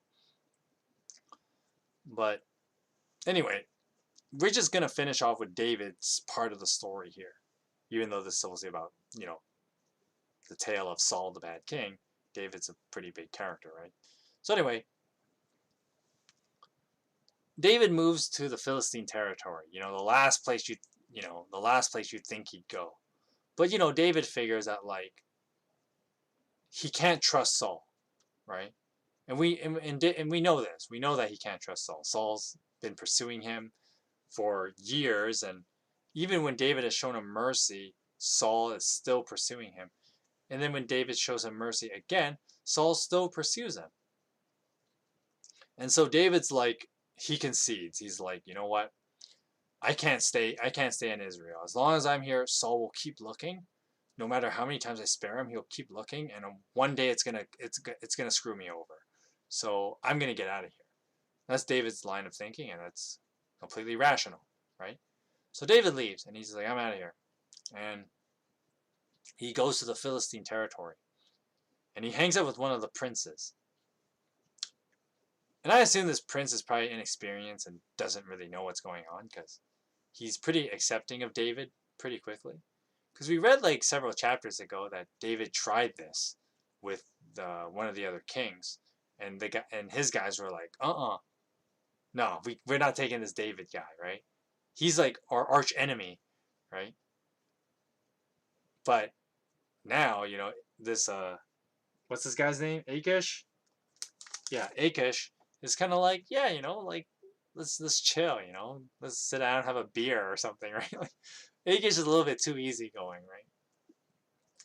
And I mean, there's this funny thing where once again, David not being as virtuous as people think he is, right? Because he should have just lies to Achish, right? Now, of course, some people may justify this and say, well, it's a Philistine, so it's okay to lie to him, which is, no, that's not okay. You don't, with the exception of, unless telling the truth leads to, innocent murder, then lying is not okay, right? I've talked about the exception in my first reading of Exodus. That's a good example of when lying is actually exempt from the rule, right? Definitely check out I have a playlist on the channel for Exodus, but definitely check it out. It's in the first video, so you don't have to even look that far. But aside from the exception to the lying rule, generally you shouldn't be lying, and David should not be lying here, right? But of course, at the same time, he wouldn't live very long if he told the truth. But at the same time, you shouldn't lie to save your own skin. So it's kind of a iffy thing here, David being a little shifty, if you will, right? And, we do see some of these darker parts of David's character. I mean, one, it makes him more relatable because he's not perfect, right? And that he's more like anyone else than we think he is, right? That he can be pretty sinister, like any of us can be, right? But there's this funny thing where David is hanging out with Achish, and they're probably just having a beer one day, and Achish is like, "Yo, man, where'd you go? Did you go raiding? Did you go waste somebody today?" And David's like, "Yeah, along like the Negev, which is like Jewish territory." And then David's just straight up lying to this guy, and then Akish is just like, "Damn, bro, like your own people must hate you." And so this is kind of what David does for a year and 4 months, right? Of course, what the Bible tells us what David really did was that he was actually a saboteur against the Philistines. So it's interesting because, even though David's primary concern is like, okay, I gotta save my own life, right? Because Saul is eventually gonna catch up to me, and Saul will eventually get the jump on me, right? My ninja skills won't get me out of trouble forever. So David knows that he has to ultimately preserve his own life. But the interesting thing is that David uses this he still tries to find an opportunity, to fight Israel's enemies, right? To still be an Israelite and still be Saul's servant without directly being Saul's servant, because, Saul trying to kill him and all, right? So David he finds his way to like worm his way into the Philistine territory, and then he sabotages them, right? He raids their villages, he kills their people, takes their stuff, right? But then I wonder, like, how would this not have caught up with David? I mean, I guess the simple answer is that, like, the providence of God that he was never found out. But, wouldn't word have eventually gotten around that, like, hey, Philistine towns are getting destroyed pretty easily here? What's up with that? And so, like, yeah, what is up with that? Because you got something to say about this? Because, of course, he'd be the first one to get blamed, right? But, David is still. The interesting thing about David is that he wants to find a way to serve Israel without serving Israel, right? Because he can't, because, Saul's trying to kill him and all. And so he comes with this clever plan, and it's actually kind of interesting that the story kind of tells us, right? That David now lives with the Philistines. He's living with them, and then he's like, yeah, I'll still fight the Philistines while living among them, right? And so it makes him kind of sinister too. And I know some people would think like, well, that's tactical genius, right? That's the best way of winning wars, which is not wrong, right? Sabotage on the inside is the strongest way of defeating any nation. It's worked with many nations in the past and will likely work today. So this chapter 27 is pretty short. It just tells like David had a little bit of adventure in Philistine lands and hanging out with this Achish guy. And of course, Achish is obviously going to show up again because, well, David and Achish are hanging out. So we'll see how that turns out for them. And of course, we will finish up the rest of 1 Samuel next week. So before I finish the stream, because I'm basically done now, I have nothing else to say about chapter 27. It's pretty straightforward. With that being said, I'll just do a bit of housekeeping. If you have any questions, just throw them in the chat. But basically, next week, I'm not sure if I'm going to do new content yet. I don't know what I'm going to do for streams on Monday and Wednesday. I might play DBD for one of them with my buddy Baruka again. Just kind of hang out. Because I don't want to start new content quite yet. Because I want to do a special stream on Thursday. And it's a special occasion, relatively, on the 17th of June, which is a Thursday. And I will stream on Thursday. I don't know what time. I'll try and do as early as possible. Because of course I work on Thursday. But at the same time, with that being said, I'm not sure if I'm going to upload a Throwback Thursday episode next week because I'm doing a special stream for that day. I mean, I can still upload it and then just promote it on that day when I'm streaming and tell you guys to check it out after the stream or something. But of course, that's like another like 40 minutes of hearing my voice. See how tired you are of it by then. But we'll see if I end up uploading Throwback Thursday next week. I might do it because, I mean, it is the last part of the rolling campaign, so I might as well do it. And then we'll see when I start Price of Loyalty.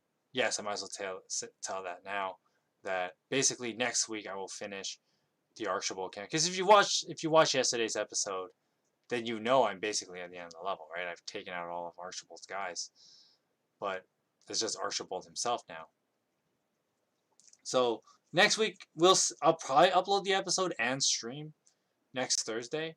Monday and Wednesday I'm not sure what I'm gonna do. I might just kind of do whatever streams, play around, fool around. Nothing, no real content. Just a stream to just do whatever. And then next Friday on the 18th, we'll finish off First Samuel. So that's kind of how the week's gonna look like. I know it's gonna be a lot more stuff next week because that is 3 streams and a Throwback Thursday.